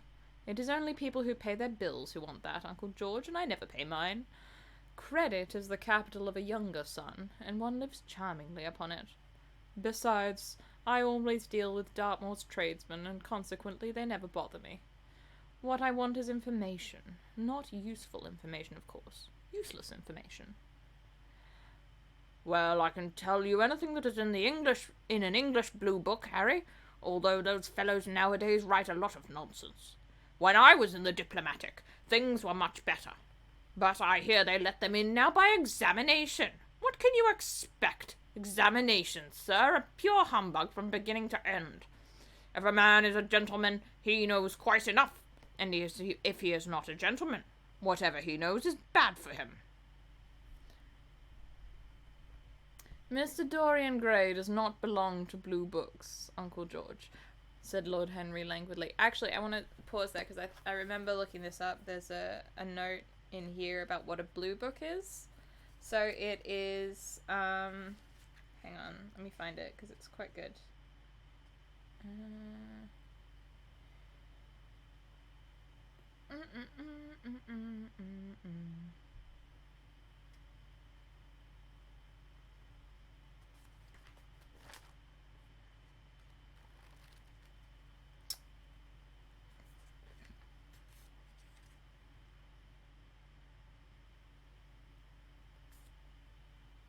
So it's an official parliamentary reports with us designated on account of their blue wrappers. So it's not like a book of nobility or something, which is what it kind of sounds like to me when I read it. It's a parliamentary report. So is saying if he's in politics at all. Anyway, I just thought that was interesting. Let's keep going. Mr. Dorian Gray does not belong to blue books, Uncle George, said Lord Henry languidly. Mr. Dorian Gray? Who is he? Asked Lord Fermor, knitting his bushy white eyebrows. That is what I have come to learn, Uncle George. Or, rather, I know who he is. He is the last Lord Kelso's grandson. His mother was a Devereux, Lady Margaret Devereux. I want you to tell me about his mother. What was she like? Whom did she marry? You have known nearly everybody in your time, so you might have known her. I am very much interested in Mr. Gray at present. I have only just met him. Kelso's grandson? Echoed the old gentleman. Kelso's grandson? Of course. I knew his mother intimately. I believe I was at her christening. She was an extraordinarily beautiful girl, Margaret Devereux, and made all the men frantic by running away with a penniless young fellow. A mere nobody. A subaltern in a foot regiment or something of that kind, certainly. I remember the whole thing as if it had happened yesterday. poor chap was killed in a duel at Spa a few months after the marriage. There was an ugly story about it. They said Kelso got some rascally adventurer, some Belgian brute, to insult his son-in-law in public. Paid him, sir, to do it, paid him, and that the fellow spitted this man as if he had been a pigeon. The thing was hushed up. But, egad, Kelso ate his chop alone at the club for some time afterwards. He brought his daughter back with him, I was told, and she never spoke to him again. Oh, yes, it was a bad business. The girl died, too, died within a year. So she left a son, did she? I had forgotten that. What sort of boy is he? If he's like his mother, he must be a good-looking chap. He is very good-looking, assented Lord Henry. I hope he will fall into proper hands, continued the old man. He should have a pot of money waiting for him if Kelso did the right thing by him. His mother had money, too. All the Shelby property came to her, through her grandfather. Her grandfather hated Kelso, thought him a mean dog. He was, too. Came to Madrid once when I was there. Egad, I was ashamed of him. The Queen used to ask me about the English noble who was always quarrelling with the cabman about their fares. They made quite a story of it. I didn't dare show my face at court for a month.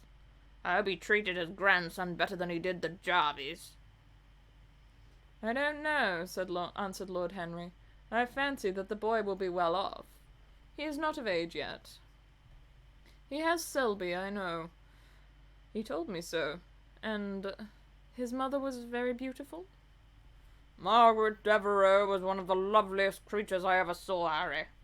What on earth induced her to behave as she did, I never could understand. She could have married anybody she chose. Carlington was mad after her. She was romantic, though. All the women of that family were. The men were a poor lot, but egad, the women were wonderful. Carlington went on his knees to her, told me so himself. She laughed at him, and there wasn't a girl in London at the time who wasn't after him. And by the way, Harry, talking about silly marriages, what is this humbug your father tells me about Dartmoor wanting to marry an American? Ain't English girls good enough for him? It is rather fashionable to marry Americans just now, Uncle George. I'll back English women against the world, Harry, said Lord Fermor, striking the table with his fist. The betting is on the Americans. They don't last, I'm told, muttered his uncle. A long engagement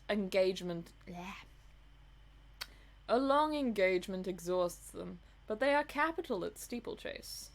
They take things flying. I don't think Dartmoor has a chance. Who are her people? Grumbled the old gentleman. Has she got any? Lord Henry shook his head. American girls are as clever at concealing their parents as English women are at concealing their past, he said, rising to go. They're pork packers, I suppose. I hope so, Uncle George, for Dartmoor's sake. I am told pork packing is the most lucrative profession in America, after politics. Is she pretty? She behaves as if she was beautiful. Most American women do. It is the secret of their charm. Why can't these American women stay in their own country? They're always telling us it's a paradise for women. It is. That is the reason why, like Eve, they are so excessively anxious to get out of it, said Lord Henry. Goodbye, Uncle George. I shall be late for lunch. Goodbye, Uncle George. I shall be late for lunch if I stop any longer. Thanks for giving me the information I wanted. I always like to know everything about my new friends and nothing about my old ones. Where are you lunching, Harry? At Aunt Agatha's. I have asked myself and Mr. Gray. He is her latest protégé. Tell your Aunt Agatha, Harry, not to bother me any longer with her charity appeals. I am sick of them. Why, the good woman thinks that I have nothing to do but write checks for her silly fads. All right, Uncle George, I'll tell her, but it won't have any effect. Philanthropic people lose all sense of humanity. It is their distinguishing characteristic. What a wanker.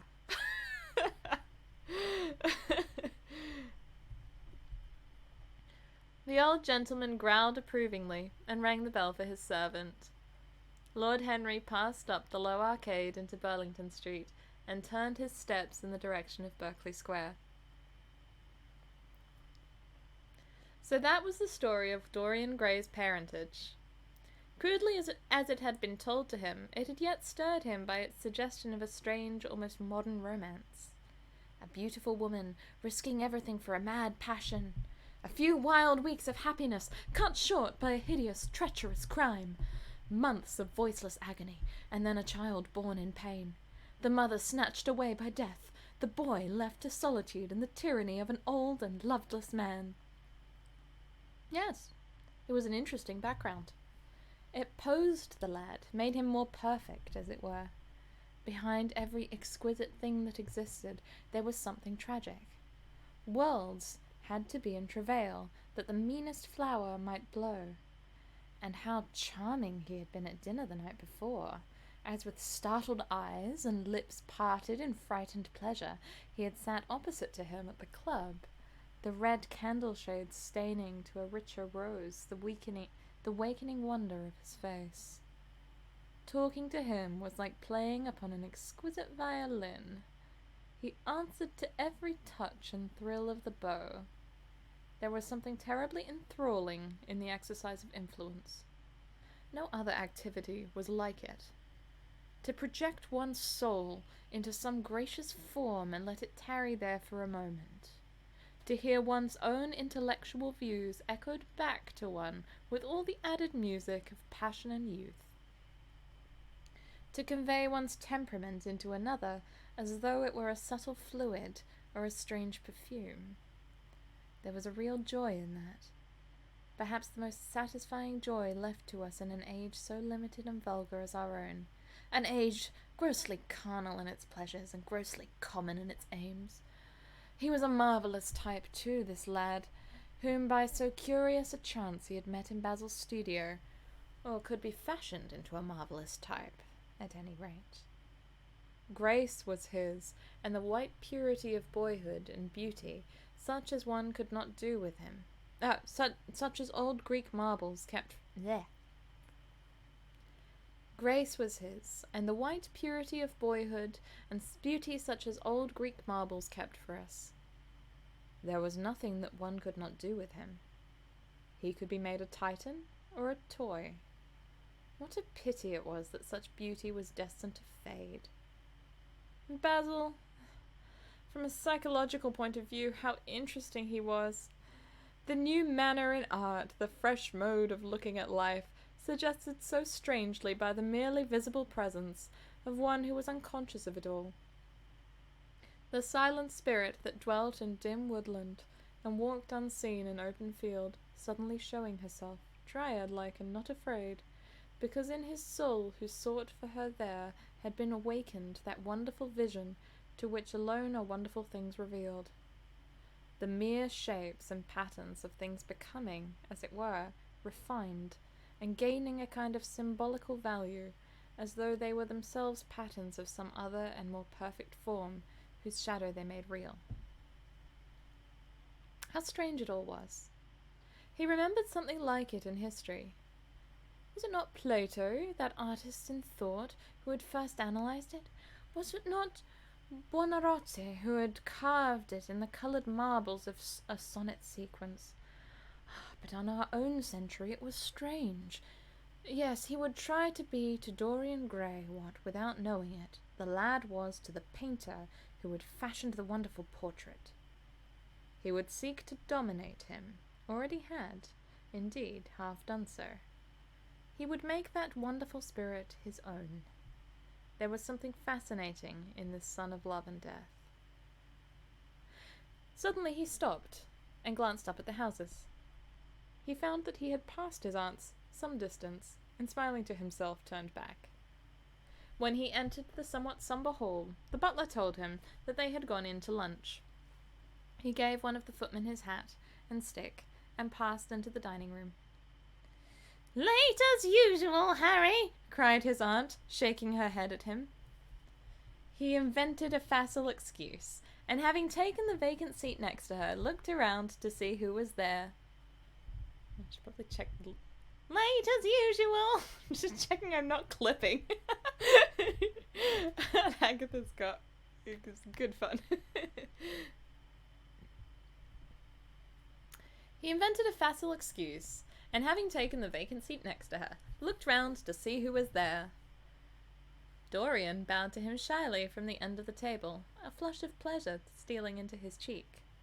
Opposite was the Duchess of Harley, a lady of admirable good nature and good temper, much liked by everyone who knew her, and of those ample architectural proportions that in women who are not duchesses are described by contemporary historians as stoutness. Next to her sat, on her right, Sir Thomas Burden, a radical member of Parliament, who followed his leader in public life and in private life followed the best cooks, dining with the Tories and thinking with the Liberals, in accordance with a wise and well-known rule. The post on her left was occupied by Mr. Erskine of Treadley, an old gentleman of considerable charm and culture, who had fallen, however, into bad habits of silence, having, as he explained once to Lady Agatha, said everything that he had to say before he was 30. It's a good line. His own neighbour was Mrs. Vandeleur, one of his aunt's oldest friends, a perfect saint amongst women, but so dreadfully dowdy that she reminded one of a badly bound hymn book. Fortunately for him, she had on the other side Lord Fordle, a most intelligent middle-aged mediocrity, as bald as a ministerial statement in the House of Commons, with whom she was conversing in that intensely earnest manner which is the one unpardonable error, as he remarked once himself, that all really good people fall into, and from which none of them ever quite escape. "We are talking about Dartmoor, Lord Henry," cried the Duchess, nodding pleasantly to him across the table. "Do you think he will really marry this fascinating young person?" "I believe she has made up her mind to propose to him, Duchess." "How dreadful!" exclaimed Lady Agatha. "Really, someone should interfere."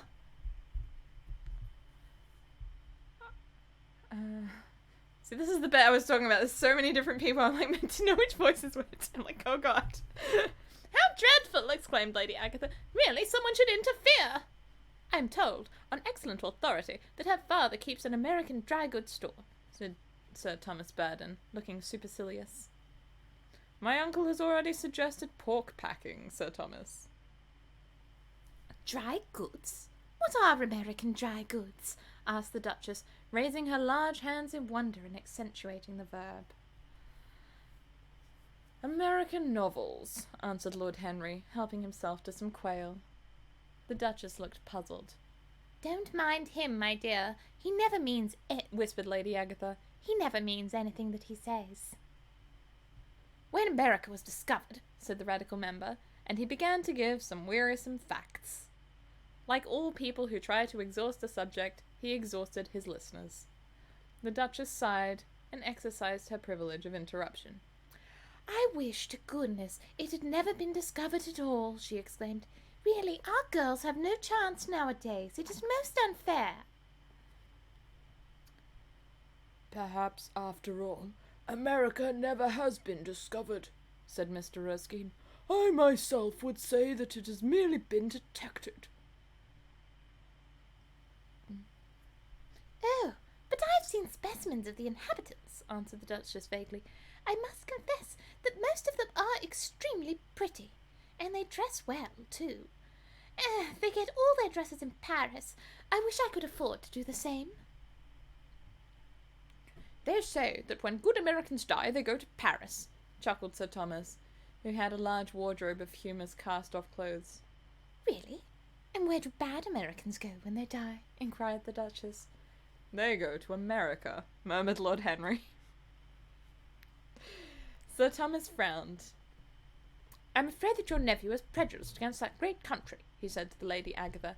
"I've travelled all over it in cars provided by the directors, who, in such matters, are extremely civil. I assure you that it is an education to visit it." But must we really see Chicago in order to be educated? Asked Mr. Erskine plaintively. I don't feel up to the journey. Sir Thomas waved his hand. Mr. Erskine of Treadley has the world on his shelves. We practical men like to see things, not to read about them. The Americans are an extremely interesting people. They are absolutely reasonable. Yes, I think that is their distinguishing characteristic. Yes, Mr. Erskine, an absolutely reasonable people. I assure you there is no nonsense about the Americans. How dreadful, cried Lord Henry. I can stand brute force, but brute reason is quite unbearable. There is something unfair about its use. It is hitting below the intellect. I do not understand you, said Sir Thomas, growing rather red. I do, Lord Henry, murmured Mr. Erskine with a smile. God, which one is the baronet?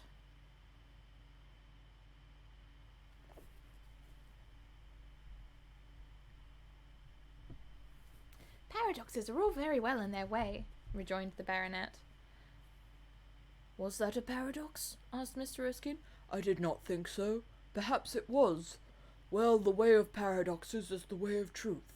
To test reality, we must steer it on the tightrope. When the verities become acrobats, we can judge them. Dear me, said Lady Agatha, how you men argue. I am sure I can never make out what you are talking about. Harry, I am quite vexed with you. Why do you try to persuade our nice Mr. Dorian Gray to give up the East End? I assure you he would be quite invaluable. They love his playing. I want him to play to me, cried Lord Henry, smiling, and he looked down the table and caught a bright answering glance.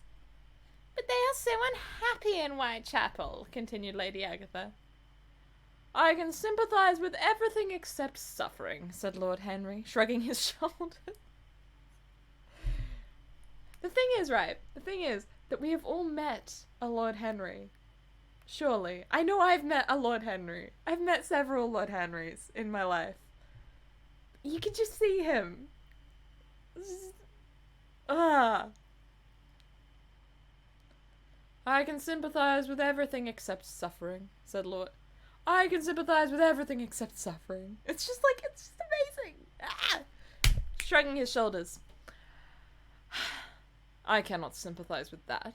It is too ugly, too horrible, too distressing. There is something terribly morbid in the modern sympathy with pain. One should sympathise with the colour, the beauty, the joy of life. The less said about life's sores, the better. Still, the East End is a very important problem, remarked Sir Thomas, with a grave shake of the head. Quite so, answered the young lord. It is the problem of slavery, and we try to solve it by amusing the slaves. The politician looked at him keenly.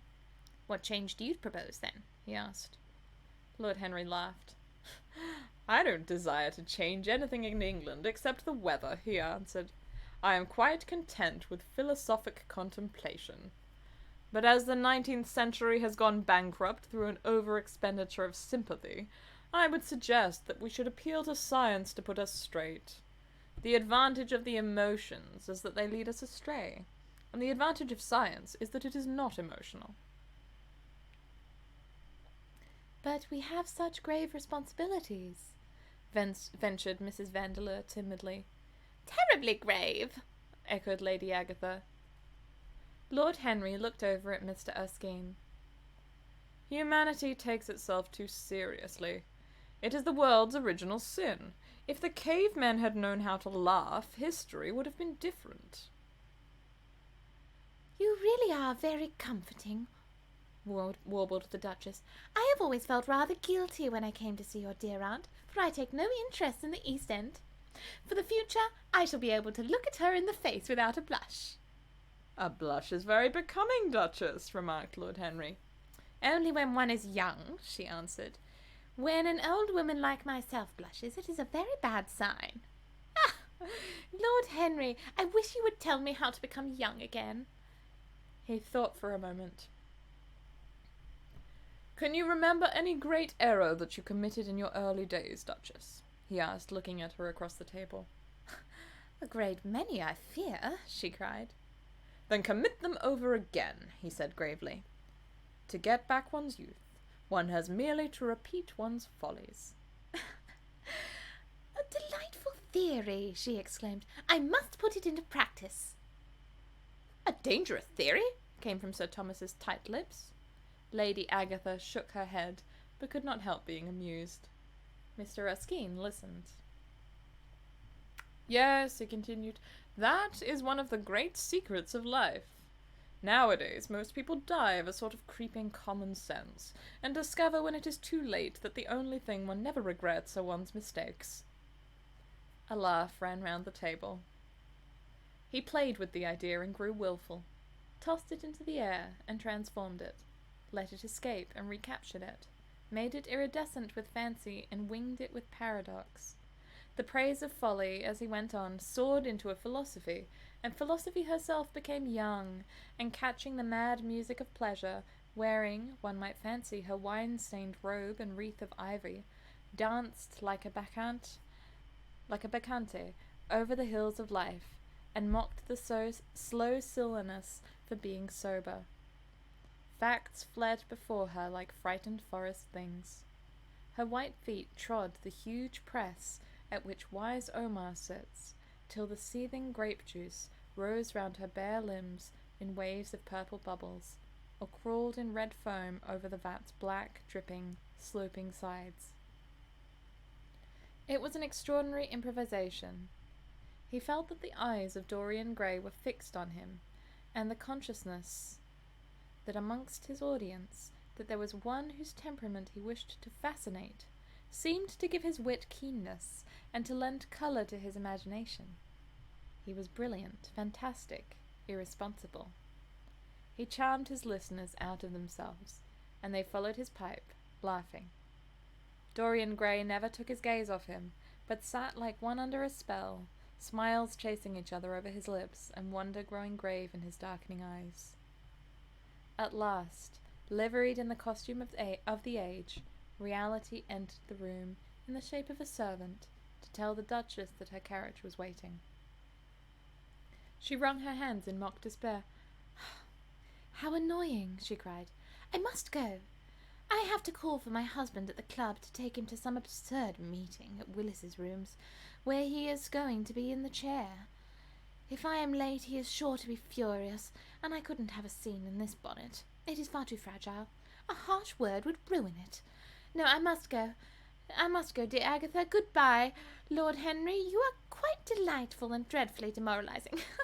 I am sure I don't know what to say about your views. You must come and dine with us some night. Tuesday? Are you disengaged Tuesday?" "For you I would throw over anybody, Duchess," said Lord Henry with a bow. "Ah, that is very nice and very wrong of you," she cried. "So mind you come." And she swept out of the room, followed by Lady Agatha and the other ladies. When Lord Henry had sat down again, Mr. Erskine moved round, and taking a chair close to him, placed his hand upon his arm. "You talk books away," he said. "Why don't you write one?" "I am too fond of reading books to care to write them, Mr. Erskine.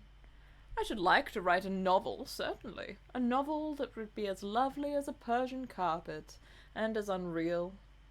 But there is no literary public in England for anything except newspapers, primers, and encyclopedias. Of all people in the world, the English have the least sense of the beauty of literature." "I fear you are right," answered Mr. Erskine. "I myself used to have literary ambitions, but I gave them up long ago. And now, my dear young friend, if you will allow me to call you so, may I ask if you really meant all that you said us at lunch?" "I quite forget what I said," smiled Lord Henry. "Was it all very bad?" "Very bad indeed. In fact, I consider you extremely dangerous, and if anything happens to our good Duchess, we shall all look on you as being primarily responsible.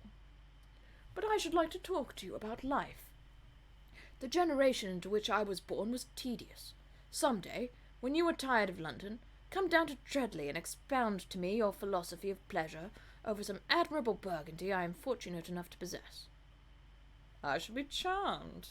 A visit to Treadley would be a great privilege. It has a perfect host and a perfect library. You will complete it, answered the old gentleman with a courteous bow. And now I must bid good-bye to your excellent aunt. I am due at the Athenaeum. It is the hour when we sleep there. All of you, Mr. Erskine? 40 of us in 40 armchairs. We are practicing for an English Academy of Letters. Lord Henry laughed and rose. I am going to the park, he cried. Okay, so I actually looked, like, there was another footnote, I think, or something like that, where I looked it up. The Athenaeum was like a really exclusive gentleman's club. So when he's saying it's the hour that we sleep there, he's going to a gentleman's club. And yeah, all 40 of them in 40 armchairs just all go to sleep in a room together. Which is just... what an image. Anyway. Lord Henry laughed and rose. I am going to the park, he cried. As he was passing out of the door, Dorian Gray touched him on the arm. Let me come with you, he murmured. But I thought you had promised Basil Hallward to go see him, answered Lord Henry. I would sooner come with you. Yes, I feel I must come with you. Do let me. And you will promise to talk to me all the time.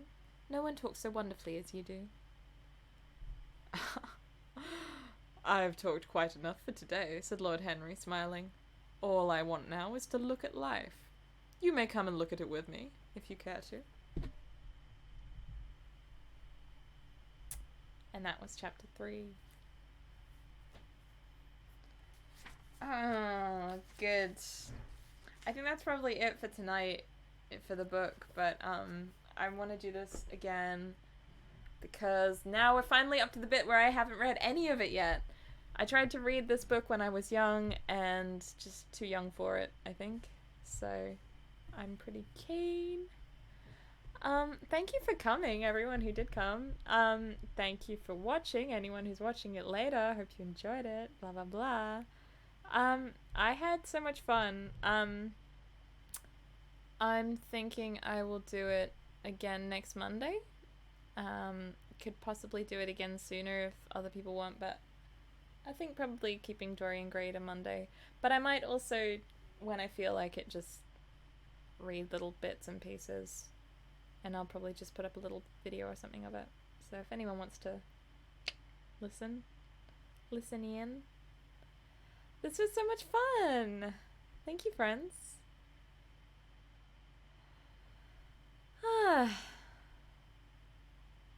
Yeah, lovely.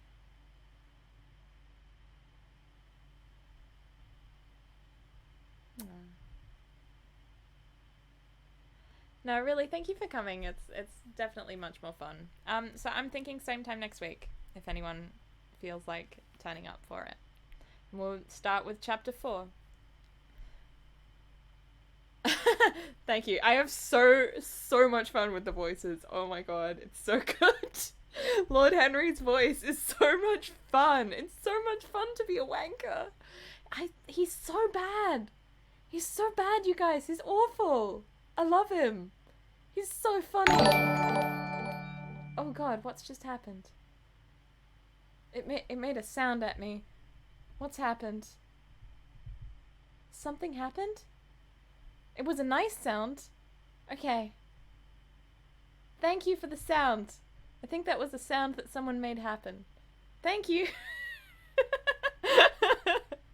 Oh, cool. Nice. Great. Yeah, well, good night, everybody. Bye.